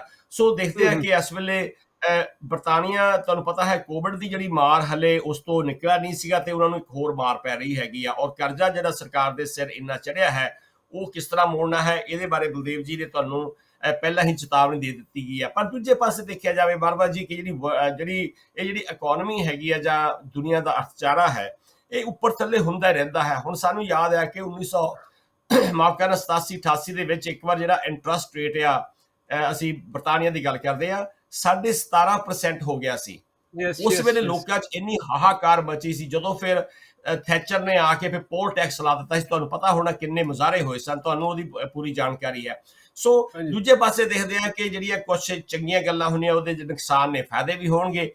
ਤੇ ਤੁਹਾਨੂੰ ਯਾਦ ਹੋਵੇਗਾ, ਜਦੋਂ ਪਿਛਲੀ ਵਾਰ ਜਦੋਂ ਪਾਉਂਡ ਡਾਲਰ ਦੇ ਬਰਾਬਰ ਹੋਇਆ ਸੀ, ਜਿਹੜਾ ਕਿ ਕਿਸੇ ਵੇਲੇ ਸੋਚਦੇ ਆ ਕਿ 1.5 ਪੌਣੇ 2 ਡਾਲਰ ਵੀ ਹੁੰਦੇ ਸੀ, ਤੇ ਹੁਣ ਉਹ ਬਰਾਬਰ ਹੋ ਗਿਆ। ਇਹਦੇ ਨਾਲ ਜਿਹੜਾ ਸੈਰ ਸਪਾਟਾ ਜਿਹੜਾ ਮਹਿਕਮਾ ਹੈ, ਜਾਂ ਇੰਡਸਟਰੀ ਹੈ, ਟੂਰਿਜ਼ਮ ਇੰਡਸਟਰੀ ਹੈ, ਉਹਨੂੰ ਬਹੁਤ ਫਾਇਦਾ ਹੋਵੇਗਾ। ਕਿ ਬਹੁਤ ਸਾਰੇ ਜਿਹੜੇ ਅਮਰੀਕਨ ਲੋਕ ਨੇ, ਉਹ ਬਰਤਾਨੀਆ ਆਉਣਾ ਚਾਹੁੰਦੇ ਨੇ। ਜਦੋਂ ਉਹਨਾਂ ਨੂੰ ਪਤਾ ਲੱਗ ਗਿਆ ਕਿ ਡਾਲਰ ਦੇ ਬਰਾਬਰ ਡਾਲਰ ਦੀ ਚੀਜ਼ ਮਿਲਣੀ ਆ, ਤੇ ਉਹਨਾਂ ਨੇ ਛਾਲਾਂ ਮਾਰਦਿਆਂ ਨੇ ਆਉਣਾ ਹੈ। ਹਾਂ, ਠੀਕ ਹੈ, ਜਿਹੜਾ ਕੋਵਿਡ ਦੀਆਂ ਜਿਹੜੀਆਂ ਕੁਛ ਪਾਬੰਦੀਆਂ ਨੇ, ਉਹ ਉਹਨਾਂ ਨੂੰ ਜੇ ਠੀਕ ਹੋ ਜਾਣ, ਤੇ ਮੇਰੇ ਖਿਆਲ ਇਹਦੇ ਵਿੱਚ ਜਿਹੜੇ ਟੂਰਿਸਟ ਇੰਡਸਟਰੀ ਹੈ, ਹੋਟਲ ਨੇ, ਉਹਨਾਂ ਨੂੰ ਕਾਫੀ ਇਹਦੇ ਵਿੱਚੋਂ ਫਾਇਦਾ ਹੋਣ ਦਾ ਯਤਨ ਹੋਵੇਗਾ। ਤੇ ਦੇਖੋ, ਬਾਕੀ ਆਉਣ ਵਾਲਾ ਸਮਾਂ ਦੱਸੇਗਾ ਕਿ ਹਲੇ ਕੋਈ ਵੀ ਸਰਕਾਰ ਦੁਨੀਆ ਦੀ, ਮੈਂ ਤਾਂ ਕਹਿੰਦਾ ਕੋਈ ਵੀ ਸਰਕਾਰ ਇੰਨੀ ਵਧੀਆ ਪ੍ਰੈਡਿਕਸ਼ਨ ਨਹੀਂ ਕਰ ਸਕਦੀ ਕੱਲ ਨੂੰ ਕੀ ਹੋਣ ਵਾਲਾ ਹੈ। ਸੋ ਆਉਣ ਵਾਲਾ ਸਮਾਂ ਦੱਸੇਗਾ ਕਿ ਇਸ ਦਾ ਜੋ ਬਰਤਾਨਵੀ, ਖਾਸ ਤੌਰ ਤੇ ਜਿਹੜੀ ਬਰਤਾਨਵੀ ਜਿਹੜੀ ਅਰਥਚਾਰਾ ਹੈ, ਉਹਦੇ ਉੱਤੇ ਇਹਦਾ ਕੀ ਅਸਰ ਪੈਂਦਾ ਹੈ। ਜਾਂ ਲੋਕ ਤਾਂ ਪਹਿਲਾਂ ਹੀ ਅਸੀਂ ਦੇਖਦੇ ਆ ਕਿ ਜਿਹੜੀ ਉਹ ਮਹਿੰਗਾਈ ਦੇ ਵਿੱਚ ਦਰੜੇ ਜਾ ਰਹੇ ਆ, ਪਿਸੇ ਜਾ ਰਹੇ ਹੈਗੇ ਆ। ਤੇ ਇਸ ਵੇਲੇ ਜਿਹੜੇ ਹਾਲਾਤ ਨੇ, ਦੁਨੀਆ ਦੇ ਹਾਲਾਤ ਨੇ, ਉਹ ਕੁਛ ਵਧੀਆ ਨਹੀਂ ਲੱਗ ਰਹੇ ਸਾਨੂੰ ਇਸ ਵੇਲੇ, ਇਹ ਲੱਗਦਾ। ਜੀ ਹਾਂਜੀ, ਹੁਣ ਤੁਹਾਡੇ ਕੋਲੋਂ ਅਸੀਂ ਜਿਹੜੀਆਂ ਕੈਨੇਡਾ ਦੀਆਂ ਜਿਹੜੀਆਂ ਥੋੜ੍ਹੀਆਂ ਖਬਰਾਂ ਲੱਗੇ, ਉਹ ਤੋਂ ਪਹਿਲਾਂ ਮੈਂ ਬਲਦੇਵ ਜੀ ਨੂੰ ਕਹਾਂਗੇ। ਬਲਦੇਵ ਜੀ, ਨਾਲ ਇਹ ਵੀ ਹੋਈ ਆ ਕਿ ਸਟਰਜੈਂਟ ਜਿਹੜੀ ਆਪਣੇ ਸਕਾਟਲੈਂਡ ਦੀ ਹੈਗੀ ਆ ਫਸਟ ਮਿਨਿਸਟਰ, ਤੇ ਲੇਬਰ ਪਾਰਟੀ ਦੇ ਲੀਡਰ, ਤੇ ਕੁਛ ਟੋਰੀ ਵੀ ਜਿਹੜੇ ਹੈਗੇ ਆ, ਉਹ ਕਹਿੰਦੇ ਹੈਗੇ ਆ ਵੀ ਰੀਸੈਸ ਤੋਂ ਬਾਹਰ ਆ ਕੇ ਸਪੈਸ਼ਲ ਸੈਸ਼ਨ ਆਫ ਪਾਰਲੀਮੈਂਟ ਸੱਦਣਾ ਚਾਹੀਦਾ, ਤਾਂ ਕਿ ਜੋ ਇਸ ਵੇਲੇ ਇਕਨੋਮੀ ਦੇ ਵਿੱਚ ਜਿੰਨੀ ਵੀ ਗੱਲਬਾਤ ਚੱਲ ਰਹੀ ਹੈਗੀ ਆ, ਇਹਦੇ ਤੇ ਜਿਹੜੀ ਗੱਲ ਕੀਤੀ ਜਾਣੀ ਚਾਹੀਦੀ ਆ। ਤੇ ਕੀ ਇਹ ਤੁਹਾਡਾ ਖਿਆਲ ਹੈ ਵੀ ਇਹ ਪ੍ਰਾਈਮ ਮਿਨਿਸਟਰ ਜਾਂ ਚਾਂਸਲਰ ਜਾਂ ਕੈਬਨਿਟ ਮੰਨ ਜਾਏਗੀ ਇਸ ਗੱਲ ਨੂੰ? ਸਰਦੂਲ ਜੀ, ਜੋ ਹਾਲਾਤ ਜਿਹੜੇ ਆ ਅੰਤਰਰਾਸ਼ਟਰੀ ਇਕਨੋਮੀ ਦੇ ਨਵੀਂ ਸਰਕਾਰ ਆਉਣ ਤੋਂ ਬਾਅਦ ਬਣੇ ਹੈਗੇ ਆ, ਉਹਦੇ ਤੋਂ ਤਾਂ ਇਸ ਤਰ੍ਹਾਂ ਦੇ ਲੱਗਦਾ ਕਿ ਇਹਨਾਂ ਨੂੰ ਕੁਛ ਨਾ ਕੁਛ ਕਰਨਾ ਹੀ ਪਏਗਾ ਨਵੀਂ ਸਰਕਾਰ ਨੂੰ। ਜਿਸ ਤਰ੍ਹਾਂ ਨਿਕੋਲਸ ਸਟਰਜਨ ਨੇ ਕਹਿ ਦਿੱਤਾ ਹੈਗਾ ਕਿ ਬਈ ਉਹ ਜਿਹੜੀ ਪਾਰਲੀਮੈਂਟ ਆ, ਉਹਨੂੰ ਦੁਬਾਰਾ ਬੁਲਾਇਆ ਜਾਵੇ, ਤੁਹਾਨੂੰ ਪਤਾ ਆ ਕਿ ਜਿਹੜੀ ਬੈਂਕਰਸ ਆ ਉਹਨਾਂ ਦੀ ਮੀਟਿੰਗ ਹੋ ਰਹੀ ਆ, ਤੁਹਾਨੂੰ ਪਤਾ ਕਿ ਜਿਹੜੀ ਬੈਂਕ ਆਫ ਇੰਗਲੈਂਡ ਆ ਉਹਨਾਂ ਨੇ ਕਹਿ ਦਿੱਤਾ ਕਿ ਵੀ ਜੋ ਵੀ ਉਹਨਾਂ ਨੂੰ ਕਰਨ ਦੀ ਜ਼ਰੂਰਤ ਪਵੇਗੀ, ਜੇਕਰ ਉਹਨਾਂ ਨੂੰ ਇੰਟਰਸਟ ਰੇਟ ਵਧਾਉਣਾ ਪੈਂਦਾ ਤੇ ਉਹ ਇਹਦੇ ਤੋਂ ਕਦੇ ਵੀ ਕੰਨੀ ਨਹੀਂ ਕਤਰਾਉਣਗੇ। ਸੋ ਜੇਕਰ ਇੱਥੋਂ ਤੱਕ ਗੱਲ ਪਹੁੰਚ ਗਈ ਹੈਗੀ ਆ ਤੇ ਸਰਕਾਰ ਨੂੰ, ਆਪਣੇ ਚਾਂਸਲਰ ਨੂੰ, ਪ੍ਰਧਾਨ ਮੰਤਰੀ ਜੀ ਨੂੰ ਕੁਛ ਨਾ ਕੁਛ ਤਾਂ ਕਰਨਾ ਹੀ ਪਏਗਾ। ਜੇਕਰ ਇੰਟਰਨੈਸ਼ਨਲ ਮੋਨੀਟਰੀ ਫੰਡ ਦੀ ਸਟੇਟਮੈਂਟ ਆ ਗਈ ਆ ਕਿ ਬਈ ਤੁਹਾਨੂੰ ਆਪਣੀ ਜਿਹੜੀ ਪਾਲਿਸੀ ਆ ਉਹ ਰਿਵਿਊ ਕਰਨੀ ਪਵੇਗੀ, ਤਾਂ ਇਹਨਾਂ ਨੂੰ ਇਹ ਚੁੱਪ ਨਹੀਂ ਰਹਿ ਸਕਦੇ।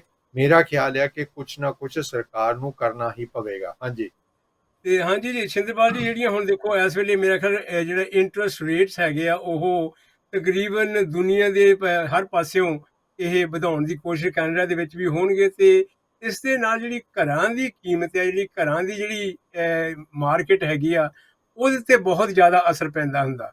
ਕਿਉਂਕਿ ਜੇ ਘਰ ਵਿਕਦੇ ਨਹੀਂ, ਲੋਕ ਵੀ ਜਿਹੜੇ ਖਰੀਦਣਾ ਚਾਹੁੰਦੇ ਆ, ਜੇ ਇੰਟਰਸਟ ਰੇਟ ਜ਼ਿਆਦਾ ਹੈਗੇ ਆ, ਉਹ ਮੌਰਗੇਜ ਉਹਦੀ ਵਾਪਸੀ ਨਹੀਂ ਦੇ ਸਕਦੇ, ਉਹਨਾਂ ਨੂੰ ਪੇ ਨਹੀਂ ਕਰ ਸਕਦੇ ਹੈਗੇ। ਇੱਥੇ ਤੱਕ ਵੀ ਡਰ ਹੋ ਸਕਦਾ ਹੈਗਾ ਕਿ ਰੀਪੋਜੈਸ਼ਨਸ, ਤੁਹਾਨੂੰ ਪਤਾ ਜਦੋਂ ਇੰਨੇ ਰੇਟ ਵਧੇ ਸੀਗੇ, ਜਿਹੜੀ ਤੁਸੀਂ ਹੁਣ ਗੱਲ ਕਹਿ ਕੇ ਹਟੇ ਆ, ਉਦੋਂ ਕਾਫੀ ਰੀਪੋਜੈਸ਼ਨਸ ਹੋ ਗਈਆਂ ਕਿਉਂਕਿ ਲੋਕ ਨਹੀਂ ਸੀ ਆਪਣੀ ਮੌਰਗੇਜ ਪੇ ਕਰ ਸਕਦੇ। ਤੇ ਕੀ ਇਹੋ ਜਿਹੇ ਹਾਲਾਤ ਕੈਨੇਡਾ ਦੇ ਵਿੱਚ ਵੀ ਹੈਗੇ ਨੇ?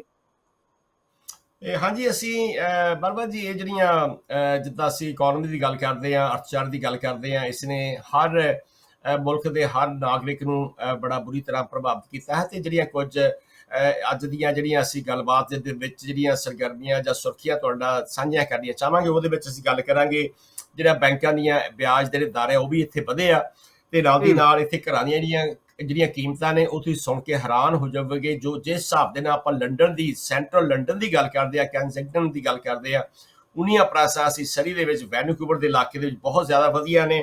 ਤੇ ਨਾਲ ਦੀ ਨਾਲ ਤੇਲ ਦੀਆਂ ਕੀਮਤਾਂ ਵੀ ਇੱਥੇ ਸਮਾਨ ਛੋ ਰਹੀਆਂ ਨੇ। ਉਸ ਤੋਂ ਬਾਅਦ ਅਸੀਂ ਜਿਹੜੀਆਂ ਇੱਥੇ ਨਗਰ ਪਾਲਿਕਾਵਾਂ ਦੀਆਂ ਜਿਹੜੀਆਂ ਚੋਣਾਂ ਹੋ ਰਹੀਆਂ ਨੇ ਉਹਦੀ ਵੀ ਗੱਲ ਕਰਾਂਗੇ, ਤੇ ਪੰਜਾਬੀ ਮੀਡੀਆ ਦੀ ਗੱਲ ਕਰਾਂਗੇ ਕਿ ਕਿਹੋ ਜਿਹਾ ਉਸ ਦਾ ਜਿਹੜਾ ਯੋਗਦਾਨ ਹੈ, ਜਾਂ ਪੰਜਾਬੀ ਵਾਸਤੇ ਕਿਹੜੀਆਂ ਸਰਗਰਮੀਆਂ ਹੋ ਰਹੀਆਂ ਨੇ। ਤੇ ਨਾਲ ਦੀ ਨਾਲ ਪੰਜਾਬੀ ਵਿਕਾਸ ਮੰਚ ਦੇ ਵੱਲੋਂ ਜੋ ਕਿ ਯਤਨ ਆਰੰਭ ਕੀਤਾ ਜਾ ਰਿਹਾ ਹੈ ਕਿ ਪੰਜਾਬ ਦੇ ਵਿੱਚ ਜਾ ਕੇ ਪੰਜਾਬ ਦੀ ਸਰਕਾਰ ਦੇ ਨਾਲ, ਪੰਜਾਬੀ ਯੂਨੀਵਰਸਿਟੀ ਦੇ ਨਾਲ, ਗੁਰੂ ਨਾਨਕ ਦੇਵ ਯੂਨੀਵਰਸਿਟੀ ਦੇ ਨਾਲ, ਤੇ ਹੋਰ ਧਾਰਮਿਕ ਜਿਵੇਂ ਕਿ ਸ਼੍ਰੋਮਣੀ ਗੁਰਦੁਆਰਾ ਪ੍ਰਬੰਧਕ ਕਮੇਟੀ ਹੈ ਉਸ ਦੇ ਨਾਲ, ਤੇ ਹੋਰ ਵਿੱਦਿਅਕ ਅਦਾਰਿਆਂ ਦੇ ਨਾਲ ਗੱਲਬਾਤ ਕਰਨੀ ਆ। ਉਹ ਅਸੀਂ ਇੱਥੇ ਕੁਛ ਵਿਚਾਰਾਂ ਕੀਤੀਆਂ ਨੇ ਬੁੱਧੀਜੀਵੀਆਂ ਦੇ ਨਾਲ, ਉਹ ਉਸ ਤੋਂ ਸਾਨੂੰ ਬੜਾ ਇੱਕ ਵਧੀਆ ਹੁੰਗਾਰਾ ਮਿਲਿਆ ਹੈ। ਸੋ ਗੱਲ ਕਰਦੇ ਹਾਂ ਅਸੀਂ ਕਿ ਜੋ ਇੱਥੇ ਇੰਟਰਸਟ ਰੇਟ ਹੈਗੇ ਆ, ਉਹਨਾਂ ਨੇ ਮਤਲਬ ਹੁਣ ਤੁਹਾਨੂੰ ਤਸਵੀਰਾਂ ਵੀ ਦਿਖਾਵਾਂਗੇ। ਜਿਹੜੀ ਕੈਨੇਡਾ ਦੀ ਸਾਨੂੰ ਖਬਰ ਮਿਲੀ ਹੈ, ਜਿਹੜੀ ਇੱਥੋਂ ਦੀ ਇੱਕ ਇਕਨੋਮਿਕ ਐਂਡ ਹਾਊਸਿੰਗ ਆਊਟਲੁੱਕ ਦੀ ਇੱਕ ਖਬਰ ਤੁਹਾਨੂੰ ਅਸੀਂ ਹੈਡਲਾਈਨ ਵੀ ਤੁਹਾਨੂੰ ਦਿਖਾਉਂਦੇ ਆ, ਤੇ ਮੈਂ ਟੀਮ ਨੂੰ ਕਹਾਂਗਾ ਕਿ ਉਹ ਹੈਡਲਾਈਨ ਵੀ ਦਿਖਾ ਦਿਓ। ਤੇ housing and interest rates continue to suggest recession likely in 2023। So ਇੰਨੇ ਇੱਥੇ ਜਿਹੜੇ ਇੰਟਰਸਟ ਰੇਟ ਵੱਧ ਗਏ ਆ। ਹਾਲਾਂਕਿ ਇਹ ਦੇਖਦੇ ਆ, ਘਰਾਂ ਦੀਆਂ ਕੀਮਤਾਂ ਦੀ ਅਸੀਂ ਗੱਲ ਕੀਤੀ ਸੀ ਕਿ ਘਰਾਂ ਦੀਆਂ ਕੀਮਤਾਂ ਅਸਮਾਨ ਛੂਹ ਰਹੀਆਂ ਨੇ। ਆਪਾਂ ਗੱਲ ਕਰਦੇ ਜਿਹੜੇ ਦੁਨੀਆ ਦੇ ਸਭ ਤੋਂ ਵੱਡੇ ਜਾਂ ਅਮੀਰ ਮੁਲਕ ਨੇ, ਉਹਨਾਂ ਦੇ ਵਿੱਚ ਵੀ ਇਹ ਜਿਹੜਾ ਰਿਸੈਸ਼ਨ ਆਉਣ ਦੀਆਂ ਸੰਭਾਵਨਾਵਾਂ ਨੇ, ਕਿਉਂਕਿ ਜਿਹੜੀ ਗਲੋਬਲ ਵਾਰਮਿੰਗ ਦੇ ਨਾਲ ਨਾਲ ਜੋ ਗਲੋਬਲ ਇਕੋਨਮੀ ਹੈ ਉਹਨੂੰ ਵੀ ਬਹੁਤ ਉਹਦੇ ਵਿੱਚ ਉਤਰਾਅ ਚੜ੍ਹਾਅ ਆ ਰਹੇ ਆ। ਤੁਹਾਨੂੰ ਦੇਖਦੇ ਆ, ਅਸੀਂ ਗੱਲ ਕਰਦੇ ਜਿਹੜੇ 7 ਮੁਲਕ ਨੇ ਉਹਨਾਂ ਦੇ ਵਿੱਚ ਦੇਖਦੇ ਆ ਕਿ ਕੈਨੇਡਾ ਜਿਹੜਾ ਕਿ ਉੱਥੇ ਦੀਆਂ ਜਿਹੜੀਆਂ ਕੀਮਤਾਂ ਨੇ ਘਰਾਂ ਦੀਆਂ ਕਿੰਨੀਆਂ ਵਧੀਆ ਨੇ। ਸੋ ਅਸੀਂ ਗੱਲ ਕਰਦੇ ਹਾਂ ਕਿ ਫਰਾਂਸ ਦੀ ਗੱਲ ਕਰਦੇ ਹਾਂ, ਇਟਲੀ ਦੀ ਗੱਲ ਕਰਦੇ ਹਾਂ, ਜਰਮਨੀ ਦੀ ਗੱਲ ਕਰਦੇ ਹਾਂ, ਜਾਪਾਨ ਦੀ ਗੱਲ ਕਰਦੇ ਹਾਂ। ਪਰ ਜਿਹੜੀਆਂ ਕੈਨੇਡਾ ਦੀਆਂ ਘਰਾਂ ਦੀਆਂ ਕੀਮਤਾਂ ਨੇ ਉਹ ਅਸੀਂ ਦੇਖਦੇ ਹਾਂ ਕਿ ਕਿੰਨੀਆਂ ਵੱਧ ਗਈਆਂ ਨੇ। 300 ਗੁਣਾ ਵੀ ਸ਼ਾਇਦ ਦੱਸ ਰਹੇ ਹੈਗੇ ਆ ਕਿ ਇਹਦੇ ਵਿੱਚ ਉਹ ਵਾਧਾ ਹੋ ਗਿਆ ਹੋਵੇਗਾ ਸ਼ੁਰੂ ਤੋਂ ਲੈ ਕੇ। ਸੋ ਇਹ ਇੱਕ ਬੜਾ ਕਿ ਡਰਾਉਣਾ ਦ੍ਰਿਸ਼ ਸਾਨੂੰ ਦਿਸ ਰਿਹਾ ਹੈ ਕਿ ਜਿਹੜੀ ਇੱਥੇ ਲੋਕ ਆ ਰਹੇ ਨੇ, ਕੈਨੇਡਾ ਦੀ ਜਿਹੜੀ ਇਮੀਗ੍ਰੇਸ਼ਨ ਹੈਗੀ ਆ, ਬਹੁਤ ਸਾਰੇ ਲੋਕ ਧੜਾ ਧੜ ਆ ਰਹੇ ਨੇ। ਕੈਨੇਡਾ ਦੀ ਸਰਕਾਰ ਨੇ ਬੜਾ, ਜੇ ਕਹਿ ਦਈਏ ਕਿ ਦਿਲ ਖੋਲ ਕੇ ਉਹਨਾਂ ਨੂੰ ਉਹ ਜੀਵਾਨ ਕਹਿੰਦੇ ਨੇ, ਪਰ ਨਾਲ ਦੀ ਨਾਲ ਉਹ ਆਪਣੇ ਨਾਲ ਜਿਹੜਾ ਹੁਨਰ ਆਪਣੇ ਨਾਲ ਲੈ ਕੇ ਆਉਂਦੇ ਨੇ, ਉਸ ਹੁਨਰ ਨੂੰ, ਇਸ ਕੈਨੇਡਾ ਨੂੰ ਡਿਵੈਲਪ ਕਰਨ ਵਾਸਤੇ ਇਹਨਾਂ ਨੂੰ ਬੜਾ ਲੰਮਾ ਸਮਾਂ ਲੱਗੇਗਾ। ਸੋ ਜਹਾਜ਼ਾਂ ਦੇ ਜਹਾਜ਼ ਭਰ ਕੇ ਆ ਰਹੇ ਆ। ਪਰ ਨਾਲ ਦੀ ਨਾਲ ਕੋਵਿਡ ਦੇ ਦੌਰਾਨ ਇਹ ਵੀ ਸਾਨੂੰ ਥੋੜ੍ਹੀ ਜਿਹੀ ਜਾਣਕਾਰੀ ਮਿਲੀ ਆ ਕਿ ਕੁਛ ਸੰਸਥਾਵਾਂ ਨੇ, ਖਾਸ ਤੌਰ ਤੇ ਪੰਜਾਬੀ ਵਪਾਰਕ ਅਦਾਰਿਆਂ ਨੇ ਵੀ ਕੋਵਿਡ ਦੀ ਜਿਹੜੀ ਮਾਇਆ ਨੂੰ ਪ੍ਰੋਪਰਟੀ ਵਿੱਚ ਇਨਵੈਸਟ ਕਰ ਦਿੱਤਾ ਉਹਨਾਂ ਨੇ। ਸੋ ਉਹਦੇ ਨਾਲ ਵੀ ਜਿਹੜੀਆਂ ਬਹੁਤ ਸਾਰੇ ਜਿਹੜੇ ਸਾਡੇ ਪੰਜਾਬੀ ਲੋਕ ਨੇ, ਖਾਸ ਤੌਰ ਤੇ ਬਹੁਤ ਸਾਰੇ ਪੰਜਾਬੀਆਂ ਨਾਲ ਗੱਲ ਕਰਨ ਦਾ ਮੌਕਾ ਮਿਲਿਆ। ਉਹਨਾਂ ਨੇ ਕਿਹਾ ਇਹ ਜਿਹੜਾ ਰਿਸੈਸ਼ਨ ਆਵੇਗਾ ਜਾਂ ਜੋ ਬੰਦਹਾਲੀ ਆਵੇਗੀ, ਇਹਦੇ ਵਿੱਚ ਬਹੁਤ ਸਾਰਾ ਜਿਹੜਾ ਪੰਜਾਬੀ ਭਾਈਚਾਰਾ ਉਹਦੇ ਉੱਤੇ ਅਸਰ ਪਵੇਗਾ, ਕਿਉਂਕਿ ਸਾਡੇ ਲੋਕ ਉਹਨਾਂ ਨੇ ਕਾਫੀ ਆਪਣੇ ਆਪ ਨੂੰ ਸਟ੍ਰੈਚ ਆਊਟ ਕੀਤਾ ਹੈਗਾ, ਵੱਡੇ ਵੱਡੇ ਲੋਨ ਲਏ ਹੋ ਹੈਗੇ ਆ, ਤੇ ਉਹ ਹੁਣ ਜਿਹੜੇ ਘਰ ਕਿਸੇ ਵੇਲੇ ਦੇਖਦੇ ਆ ਕਿ ਇੱਥੇ ਆਮ ਤੌਰ ਤੇ ਜਦੋਂ ਸਰੀ ਦੀ ਅਸੀਂ ਗੱਲ ਕਰਦੇ ਹਾਂ ਕਿ 1 ਮਿਲੀਅਨ ਤੋਂ ਘੱਟ ਤਾਂ ਤੁਹਾਨੂੰ ਘਰ ਇੱਥੇ ਮਿਲਦਾ ਨਹੀਂ ਹੈਗਾ, 1.5 ਮਿਲੀਅਨ ਤੋਂ ਘੱਟ ਘਰ ਨਹੀਂ ਮਿਲਦੇ ਹੈਗੇ। ਤੇ ਦੂਜੀ ਅਸੀਂ ਗੱਲ ਕਰਦੇ ਹਾਂ ਜਿਨ੍ਹਾਂ ਨੇ ਲੋਕਾਂ ਨੇ 1.5 ਜਾਂ 2 ਮਿਲੀਅਨ ਦੇ ਘਰ ਲਏ ਸੀ, ਉਹਨਾਂ ਦੀਆਂ ਕੀਮਤਾਂ ਹੁਣ ਘਟਣੀਆਂ ਸ਼ੁਰੂ ਹੋ ਗਈਆਂ ਨੇ। ਆਹ ਜਿਹੜਾ ਛਰੱਪਾ ਅਸੀਂ ਦੇਖਦੇ ਹਾਂ ਕਿ 2016-17 ਦੇ ਜਿਹੜੇ ਛਰੱਪੇ ਆ ਗ੍ਰੇਟਰ ਵੈਨਕੂਵਰ ਦੇ ਵਿੱਚ ਕਿੰਨੀਆਂ ਪ੍ਰਾਈਸਾਂ ਵਧੀਆਂ, ਤੇ ਨਾਲ ਦੀਆਂ ਟੋਰਾਂਟੋ ਦੇ ਵਿੱਚ ਕਿੰਨੀਆਂ ਪ੍ਰਾਈਸਾਂ ਵਧੀਆਂ, ਕੀਮਤਾਂ ਵਧੀਆਂ। ਫਰੇਜ਼ਰ ਵੈਲੀ, ਵਿਕਟੋਰੀਆ, ਹੈਮਿਲਟਨ, ਬਰਲਿੰਗਟਨ, ਕੈਲਗਰੀ, ਇਹ ਜਿਹੜੇ ਖਿੱਤੇ ਹੈਗੇ ਆ ਇਹ ਪੰਜਾਬੀਆਂ ਦੇ ਨਾਲ ਭਰੇ ਪਏ ਆ। ਖਾਸ ਤੌਰ ਤੇ ਗ੍ਰੇਟਰ ਵੈਨਕੂਵਰ ਤਾਂ ਜੇ ਕਹਿ ਦਈਏ ਕਿ ਵਰਲਡ ਦੀ ਜਿਹੜੀ ਇੱਕ ਹੌਟ ਸਪੌਟ ਬਣ ਗਿਆ ਹੈ ਕਿ ਉੱਥੇ ਲੋਕ ਆ ਰਹੇ ਆ। ਖਾਸ ਤੌਰ ਤੇ ਚੀਨੀ ਲੋਕਾਂ ਨੇ ਵੀ ਇਹਨਾਂ ਕੀਮਤਾਂ ਨੂੰ ਵਧਾਉਣ ਦੇ ਵਿੱਚ ਬਹੁਤ ਯੋਗਦਾਨ ਪਾਇਆ ਸੀ, ਪਰ ਹੁਣ ਚੀਨੇ ਜਿਹੜੇ ਘਟ ਗਏ ਆ, ਪਰ ਪੰਜਾਬੀ ਕਮਿਊਨਿਟੀ ਜਿਹੜੀ ਹੈਗੀ ਆ ਉਹ ਹੁਣ ਪ੍ਰੋਪਰਟੀ ਬਿਜ਼ਨਸ ਦੇ ਵਿੱਚ ਕਾਫੀ ਅੱਗੇ ਵੱਧ ਚੁੱਕੀ ਆ। ਤੇ ਅਗਲੀ ਜਿਹੜੀ ਖਬਰ ਤੁਹਾਨੂੰ ਦੱਸਦੇ ਆ ਕਿ ਤੇਲ ਦੀਆਂ ਕੀਮਤਾਂ ਦੀ ਅਸੀਂ ਗੱਲ ਕਰਦੇ ਹਾਂ ਕਿ ਇੱਕ ਜਿਹੜੀ ਗੱਲ ਬੜੀ ਹੈਰਾਨੀ ਵਾਲੀ ਮੈਨੂੰ ਲੱਗੀ ਵਰਮਾ ਜੀ ਤੇ ਬਲਦੇਵ ਜੀ, ਕਿ ਟੋਰਾਂਟੋ ਨਾਲੋਂ ਵੈਨਕੂਵਰ ਦੀਆਂ ਜਿਹੜੀਆਂ ਤੇਲ ਦੀਆਂ ਕੀਮਤਾਂ ਨੇ ਘੱਟੋ ਘੱਟ ਨਹੀਂ ਤਾਂ 70-80 ਸੈਂਟ ਜਾਂ ਡਾਲਰ ਵੀ ਫਰਕ ਹੈਗਾ ਇਹਨਾਂ ਕੀਮਤਾਂ ਦਾ। ਆਹ ਜਿਹੜੀਆਂ ਕੀਮਤਾਂ ਅਸੀਂ ਦੇਖ ਰਹੇ ਹੈਗੇ ਆ ਜਦੋਂ ਅਸੀਂ ਇੱਕ ਹਫ਼ਤਾ ਟੋਰਾਂਟੋ ਲਾਇਆ ਤੇ ਉੱਥੇ ਜਿਹੜੀ ਰੈਗੂਲਰ ਜਿਹੜੀ ਤੇਲ ਦੀ ਕੀਮਤ ਹੈਗਾ ਜਾਂ ਪੈਟਰੋਲ ਦੀ ਕੀਮਤ, ਇੱਥੇ ਗੈਸ ਹੀ ਕਹਿ ਦਿੰਦੇ ਆਪਾਂ, ਡੀਜ਼ਲ ਨੂੰ ਡੀਜ਼ਲ ਕਹਿੰਦੇ ਆ, ਜਿਹੜੀ ਗੈਸ ਦੀ ਜਾਂ ਪੈਟਰੋਲ ਦੀ ਕੀਮਤ ਸੀ ਉੱਥੇ 1.45 ਦੇ ਲਾਗੇ ਛਾਗੇ ਸੀ, ਤੇ ਇੱਥੇ ਆਉਂਦਿਆਂ ਹੀ 1.60-62। ਤਾਂ ਕੱਲ ਪਰਸੋਂ ਮੈਂ ਖਬਰਾਂ ਸੁਣ ਰਿਹਾ ਸੀ, ਰਾਤੋਂ ਰਾਤ 10-12 ਸੈਂਟ ਇਸ ਗੈਸ ਦੀ ਕੀਮਤ ਵਧੀ ਹੈ ਇੱਥੇ ਵਰਮਾ ਜੀ ਵੈਨਕੂਵਰ ਦੇ ਆਲੇ ਦੁਆਲੇ।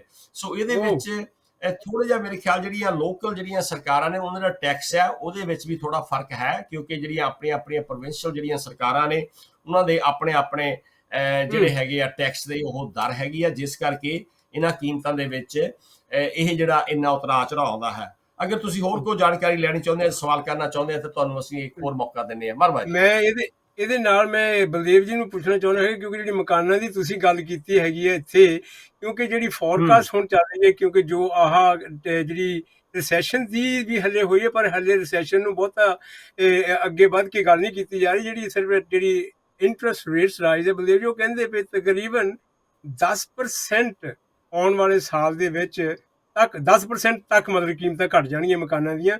ਤੇ ਜੇ ਮਕਾਨਾਂ ਦੀਆਂ ਕੀਮਤਾਂ ਘਟ ਜਾਣਗੀਆਂ ਤੇ ਮੌਰਗੇਜ ਰੇਟਸ ਜਿਹੜੇ ਹੈਗੇ ਉਹ ਹਾਈ ਹੈਗੇ ਆ, ਤੇ ਫਿਰ ਰੀਪੋਜੈਸ਼ਨ ਇਜ਼ ਇਨਐਵਿਟੇਬਲ। ਕੀ ਖਿਆਲ ਤੁਹਾਡਾ? ਦੇਖੋ, ਜਿਸ ਤਰ੍ਹਾਂ ਪਹਿਲਾਂ ਹੋਇਆ ਸੀਗਾ, ਜਿਸ ਤਰ੍ਹਾਂ ਦੀਆਂ ਗੱਲਾਂ ਕੀਤੀਆਂ ਜਾ ਰਹੀਆਂ ਕਿ ਇੰਟਰਸਟ ਰੇਟ ਕਾਫੀ ਵੱਧ ਸਕਦਾ, ਉਹਦੇ ਨਾਲ ਜਿਨ੍ਹਾਂ ਲੋਕਾਂ ਨੇ, ਨੌਜਵਾਨਾਂ ਨੇ ਘਰ ਲਏ ਹੋ ਹੈਗੇ ਆ, ਉਹਨਾਂ ਨੇ ਜਿਹੜੀ ਮੌਰਗੇਜ ਆ ਵਾਪਸ ਉਹ ਕਿਸ ਤਰ੍ਹਾਂ ਦੇਣੀ ਹੈਗੀ ਆ।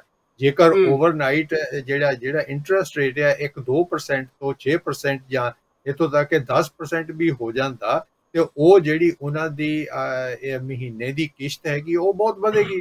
ਔਰ ਉਹਦੇ ਨਾਲ ਕੀ ਹੋਏਗਾ ਕਿ ਲੋਕਾਂ ਤੇ ਇਹ ਵੀ ਅਸਰ ਹੋਏਗਾ ਕਿ ਬਈ ਅਸੀਂ ਇਸ ਮਹਿੰਗਾਈ ਦੇ ਵਿੱਚ ਇੰਨਾ ਇੰਟਰਸਟ ਰੇਟ ਹੈਗਾ ਕਿ ਘਰ ਆਪਾਂ ਨਹੀਂ ਖਰੀਦਦੇ। ਇਸ ਲਈ ਜੇਕਰ ਉਹ ਲੋਕਾਂ ਦਾ ਝੁਕਾਅ ਜਿਹੜਾ ਆ ਨਾ ਘਰ ਖਰੀਦਣ ਦੇ ਵੱਲ ਹੋ ਜਾਂਦਾ, ਤੇ ਉਹ ਫਿਰ ਜਿਹੜੀ ਆ ਕੀਮਤਾਂ ਆ ਉਹ ਘਟਣਗੀਆਂ। ਤੇ ਇਸ ਲਈ ਹਜੇ ਅਰਲੀ ਡੇਜ਼ ਹੈਗੇ ਆ ਜਿਹੜੇ ਕਿ ਨਵੀਂ ਇਹ ਖਬਰ ਹੈਗੀ ਆ। ਅਗਲੇ 2-4 ਦਿਨਾਂ ਦੇ ਵਿੱਚ ਜਾਂ ਅਗਲੇ ਹਫ਼ਤੇ ਦੇ ਵਿੱਚ ਪਤਾ ਲੱਗੇਗਾ ਕਿ ਬਈ ਇਹ ਕਿੱਧਰ ਨੂੰ ਸਭ ਕੁਝ ਮੂਵ ਹੋ ਰਿਹਾ, ਕਿਉਂਕਿ ਹਜੇ ਬੈਂਕ ਆਫ ਇੰਗਲੈਂਡ ਨੇ ਡਰਾਸਟਿਕ ਸਟੈਪ ਇਹ ਨਹੀਂ ਲਿਆ ਹੈਗਾ। ਉਹਨਾਂ ਨੇ ਜਿਹੜਾ ਇੰਟਰਸਟ ਰੇਟ ਆ ਉਹਨੂੰ ਹਜੇ ਵਧਾਇਆ ਨਹੀਂ ਹੈਗਾ, ਲੇਕਿਨ ਉਹ ਕਹਿ ਰਹੇ ਹੈਗੇ ਆ ਕਿ ਬਈ ਅਸੀਂ ਇਹਨੂੰ ਵਧਾਉਣ ਤੋਂ ਝਿਜਕਾਂਗੇ ਨਹੀਂ। ਜੇਕਰ ਸੱਚਮੁੱਚ ਹੀ ਉਹਨਾਂ ਨੇ 7-8% ਕਰ ਦਿੱਤਾ ਤੇ ਫਿਰ ਤਾਂ ਘਰਾਂ ਦੀਆਂ ਕੀਮਤਾਂ ਤੇ ਔਰ ਲੋਕਾਂ ਦੇ ਜਿਹੜੀ ਰੀਪੋਜੈਸ਼ਨ ਆ ਉਹਦੀਆਂ ਜਿਹੜੀ ਸੰਭਵਤਾ ਹੈਗੀ ਆ ਉਹ ਤਾਂ ਬਹੁਤ ਵੱਧ ਜਾਂਦੀ ਹੈਗੀ ਆ। ਜੇਕਰ ਤੁਹਾਡੀ ਕਿਸ਼ਤ ਜਿਹੜੀ ਮਹੀਨੇ ਦੀ 100-200 ਵੱਧ ਜਾਂਦੀ ਆ ਤਾਂ ਉਹ ਕਿਸ ਤਰ੍ਹਾਂ ਦੇਣੀ ਹੈਗੀ ਆ। ਸੋ ਅਗਲੇ ਆਉਣ ਵਾਲੇ ਕੁਝ ਕੁ ਦਿਨਾਂ 'ਚ ਜਾਂ ਹਫ਼ਤੇ 2 ਹਫ਼ਤਿਆਂ ਤੱਕ ਪਤਾ ਲੱਗੇਗਾ ਕਿ ਇਹ ਗੱਲ ਕਿੱਥੇ ਨੂੰ ਜਾਂਦੀ ਹੈਗੀ। ਹਾਂਜੀ, ਹੁਣ ਜਿਹੜੀ ਆਪਣੇ ਸ਼ਿੰਦਰ ਜੀ ਪੋਲੀਟੀਕਲ ਗੱਲਾਂ ਹੈਗੀਆਂ, ਕਿਉਂਕਿ ਦੇਖੋ ਪੋਲੀਟੀਕਲ ਗੱਲਾਂ ਤੇ ਇੱਥੇ ਵੀ ਚੱਲਦੀਆਂ, ਇੱਥੇ ਕੈਨੇਡਾ ਦੇ ਵਿੱਚ ਮੈਂ ਬੜਾ ਹੈਰਾਨ ਤਾਂ ਇਸ ਗੱਲ ਇਹ ਸੀਗਾ ਵੀ ਪੰਜਾਬ ਦੇ ਵਿੱਚ ਤਾਂ ਪੰਜਾਬੀ ਸ਼ਾਇਦ ਘੱਟ ਰਹਿ ਗਏ ਹੋਣਗੇ। ਹੁਣ ਇਹ ਸਾਰਾ ਜਿਹੜਾ ਕੈਨੇਡਾ ਹੀ ਪੰਜਾਬ ਬਣਿਆ ਪਿਆ, ਜਿਹਦੇ ਵਿੱਚ ਇਲੈਕਸ਼ਨਾਂ ਦੇ ਵਿੱਚ ਵੱਖਰੀਆਂ ਪਾਰਟੀਆਂ ਦੇ ਵਿੱਚੋਂ ਵੀ ਜਿਹੜੇ ਉਮੀਦਵਾਰ ਉਹ ਵੀ ਸਾਰੇ ਪੰਜਾਬੀ ਹੀ ਹੈ। ਜਿੱਦਾਂ ਹੁਣੇ ਤੁਸੀਂ ਕਿਹਾ ਬਿਜ਼ਨੈਸਿਸ, ਤੇ ਜਿਹਦੇ ਵਿੱਚ ਜਿੰਨਾ ਕੁਛ ਇਕਨੋਮਿਕਲੀ ਜੋ ਕੁਛ ਆਲੇ ਦੁਆਲੇ ਹੋ ਰਿਹਾ ਉਹ ਸਾਰਾ ਹੀ ਹੈਗਾ। ਤੇ ਜਿਹੜੀਆਂ ਇਹ ਨਗਰ ਪਾਲਿਕਾ ਜਾਂ ਜਿਹੜੇ ਕਾਉਂਸਲਰਸ ਹੈਗੇ ਜਾਂ ਮੇਅਰ ਦੀਆਂ ਜਿਹੜੀਆਂ ਇਲੈਕਸ਼ਨਾਂ ਹੈਗੀਆਂ, ਜਿੱਥੇ ਹੁਣ ਤੁਸੀਂ ਟੋਰਾਂਟੋ ਤੋਂ ਆ ਕੇ ਇੱਥੇ ਵੈਨਕੂਵਰ, ਸਰੀ ਤੇ ਆਲਾ ਦੁਆਲਾ ਸਾਰਾ ਵਿਕਟੋਰੀਆ ਇੱਧਰਲੇ ਪਾਸੇ ਘੁੰਮਿਆ ਫਿਰੇ ਹੋਗੇ। ਤੇ ਇਹ ਜਿਹੜੀਆਂ ਚੋਣਾਂ ਹੈਗੀਆਂ ਇਹ ਕਿੱਥੇ ਕੁ ਤੱਕ ਹੈਗਾ ਕਿ ਇੱਥੇ ਮੈਂ ਸਿਰਫ ਤੁਹਾਡੇ ਜਵਾਬ ਤੋਂ ਪਹਿਲਾਂ ਇਹ ਪੁੱਛਣਾ ਚਾਹੁੰਦਾ ਹੈਗਾ ਕਿ ਪੰਜਾਬ ਵਾਲਾ ਹਾਲਾਤ ਤਾਂ ਨਹੀਂ ਇੱਥੇ ਹੋ ਰਿਹਾ ਕਿ ਇਹ ਇਲੈਕਸ਼ਨਾਂ ਜਿਹੜੀਆਂ ਹੈਗੀਆਂ ਉਸੇ ਤਰੀਕੇ ਨਾਲ ਹੋ ਰਹੀਆਂ ਜਿਹੜੀਆਂ ਪਹਿਲਾਂ ਅੰਗਰੇਜ਼ਾਂ ਦੇ ਜ਼ਮਾਨੇ ਦੇ ਵਿੱਚ ਹੁੰਦੀਆਂ ਸੀ। ਮੈਂ ਉਸ ਤੋਂ ਪਹਿਲਾਂ ਤੁਸੀਂ ਬਹੁਤ ਵਧੀਆ ਬਹੁਤ ਤੁਸੀਂ ਰੌਚਕ ਸਵਾਲ ਕੀਤਾ ਵਰਮਾ ਜੀ। ਤੇ ਉਸ ਤੋਂ ਪਹਿਲਾਂ ਮੈਂ ਦੱਸਾਂ ਕਿ ਜਿਵੇਂ ਕਿ ਅਸੀਂ ਬਿਜ਼ਨਸ ਅਦਾਰਿਆਂ ਦੀ ਗੱਲ ਕੀਤੀ ਆ, ਵਪਾਰਕ ਅਦਾਰਿਆਂ ਦੀ ਗੱਲ ਕੀਤੀ ਆ, ਬਹੁਤ ਵੱਡੇ ਇੱਥੇ ਗੁਰਦੁਆਰਾ ਸਾਹਿਬ ਨੇ। ਘਰਾਂ ਦੇ ਜਿਹੜੇ ਸਾਈਜ਼ ਨੇ ਉਹ ਵੀ ਜੇ ਕਹਿ ਦਈਏ ਜਿਹੜੇ ਬਰਤਾਨੀਆ ਦੇ ਘਰਾਂ ਨਾਲ 3 ਗੁਣਾ, ਜੇ 4 ਗੁਣਾ ਤਾਂ ਨਹੀਂ 3 ਗੁਣਾ ਘੱਟੋ ਘੱਟ ਜਿਹੜੇ ਸਾਈਜ਼ ਵੱਡੇ ਨੇ ਇਹਨਾਂ ਇੱਥੋਂ ਦੇ ਘਰਾਂ ਦੇ। ਤੇ ਦੂਜੀ ਅਸੀਂ ਗੱਲ ਕਰਦੇ ਹਾਂ ਕਿ ਹਰ ਖੇਤਰ ਦੇ ਵਿੱਚ ਪੰਜਾਬੀ ਲੋਕ ਅੱਗੇ ਨੇ। ਔਰ ਜਿਹੜਾ ਪੰਜਾਬੀ ਮੀਡੀਆ ਹੈਗਾ ਇੱਥੇ ਅਖਬਾਰਾਂ ਦੀ ਤਾਂ ਮੇਰੇ ਖਿਆਲ ਗਿਣਤੀ ਨਹੀਂ, ਮੈਨੂੰ ਕਹਿੰਦਾ 100 ਅਖਬਾਰਾਂ ਛਪਦੀਆਂ ਹੋਣੀਆਂ। ਜੇ ਅਸੀਂ ਟੋਰਾਂਟੋ ਤੇ ਵੈਨਕੂਵਰ ਦੀ ਗੱਲ ਕਰੀਏ, ਪੰਜਾਬੀ ਦੀਆਂ 100 ਅਖਬਾਰਾਂ ਇੱਥੇ ਛਪਦੀਆਂ ਹੋਣੀਆਂ। ਜੇ ਮੈਨੂੰ ਲੱਗਦਾ ਕੈਨੇਡਾ ਦੀ ਪੰਜਾਬੀਆਂ ਦੀ ਗਿਣਤੀ ਕੀਤੀ ਜਾਵੇ ਤੇ ਪੰਜਾਬ ਨਾਲੋਂ ਥੋੜੀ ਬਹੁਤੀ ਭਾਵੇਂ ਘੱਟ ਹੋਊਗੀ। ਇੰਨੇ ਕੈਨੇਡਾ ਵਿੱਚ ਜਿਹੜੇ ਪੰਜਾਬੀ ਲੋਕ ਆ ਚੁੱਕੇ ਆ। ਇੱਥੋਂ ਇੰਡੋ ਕੈਨੇਡੀਅਨ ਜਿਹੜਾ ਸਭ ਤੋਂ ਪਹਿਲਾਂ ਇੱਕ ਅਖਬਾਰ ਹੁੰਦਾ ਸੀ, ਜਿਵੇਂ ਕਿ ਆਪਣਾ ਦੇਸ਼ ਪ੍ਰਦੇਸ਼ ਹੁੰਦਾ ਸੀ ਬਰਤਾਨੀਆ ਦੇ ਵਿੱਚ, ਪਰ ਹੁਣ ਇੱਥੇ ਇੰਨੇ ਅਖਬਾਰ ਨੇ ਉਹਨਾਂ ਦੀ ਗਿਣਤੀ ਕਰਨੀ ਮੁਸ਼ਕਿਲ ਹੋ ਜਾਂਦੀ ਹੈ। ਗਿਣਤੀ ਸਾਨੂੰ ਭੁੱਲ ਜਾਂਦੀ ਹੈ ਕਿ ਇੰਨੀਆਂ ਅਖਬਾਰਾਂ ਨੇ।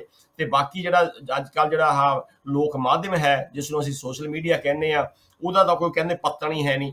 ਤੇ ਇੱਕ ਮੈਂ ਇੱਥੇ ਵੈਨਕੂਵਰ ਦੇ ਵਿੱਚ ਪੰਜਾਬੀ ਪ੍ਰੈਸ ਕਲੱਬ ਵੀ ਹੈ ਅਤੇ ਹੋਰ ਜਿਹੜੇ ਚੈਨਲ ਨੇ ਉਹਨਾਂ ਦੇ ਉੱਤੇ ਬਹੁਤ ਕੁਛ ਆ ਰਿਹਾ ਹੈ। ਤੇ ਇੱਕ ਮੈਨੂੰ ਪਤਾ ਲੱਗਾ ਇੱਥੇ ਕੈਨੇਡੀਅਨ ਪੰਜਾਬੀ ਬਰੋਡਕਾਸਟਰਸ ਐਸੋਸੀਏਸ਼ਨ ਵੀ ਹੈ।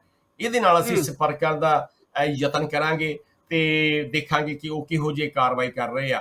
ਸੋ ਇਹ ਜਿਹੜੀਆਂ ਸਰਗਰਮੀਆਂ ਜਿਹੜੀਆਂ ਮੀਡੀਆ ਦੇ ਵਿੱਚ ਹੋ ਰਹੀਆਂ ਨੇ ਉਹ ਤੁਹਾਨੂੰ ਪਤਾ ਹੈ ਕਿ ਇੱਥੋਂ ਦਾ ਜਿਹੜਾ ਮੀਡੀਆ, ਮੈਂ ਇੱਕ ਨੋਟ ਜਿਹੜੀ ਗੱਲ ਕੀਤੀ ਆ, ਇਹ ਇਸ ਬਰਤਾਨੀਆ ਦੇ ਨਾਲੋਂ ਜ਼ਿਆਦਾ ਮੈਂ ਕਹਿੰਦਾ ਐਕਟਿਵ ਆ। ਬਹੁਤ ਸਾਰੇ ਲੋਕ ਧਿਆਨ ਦੇ ਨਾਲ ਰੇਡੀਓ ਸੁਣਦੇ ਆ।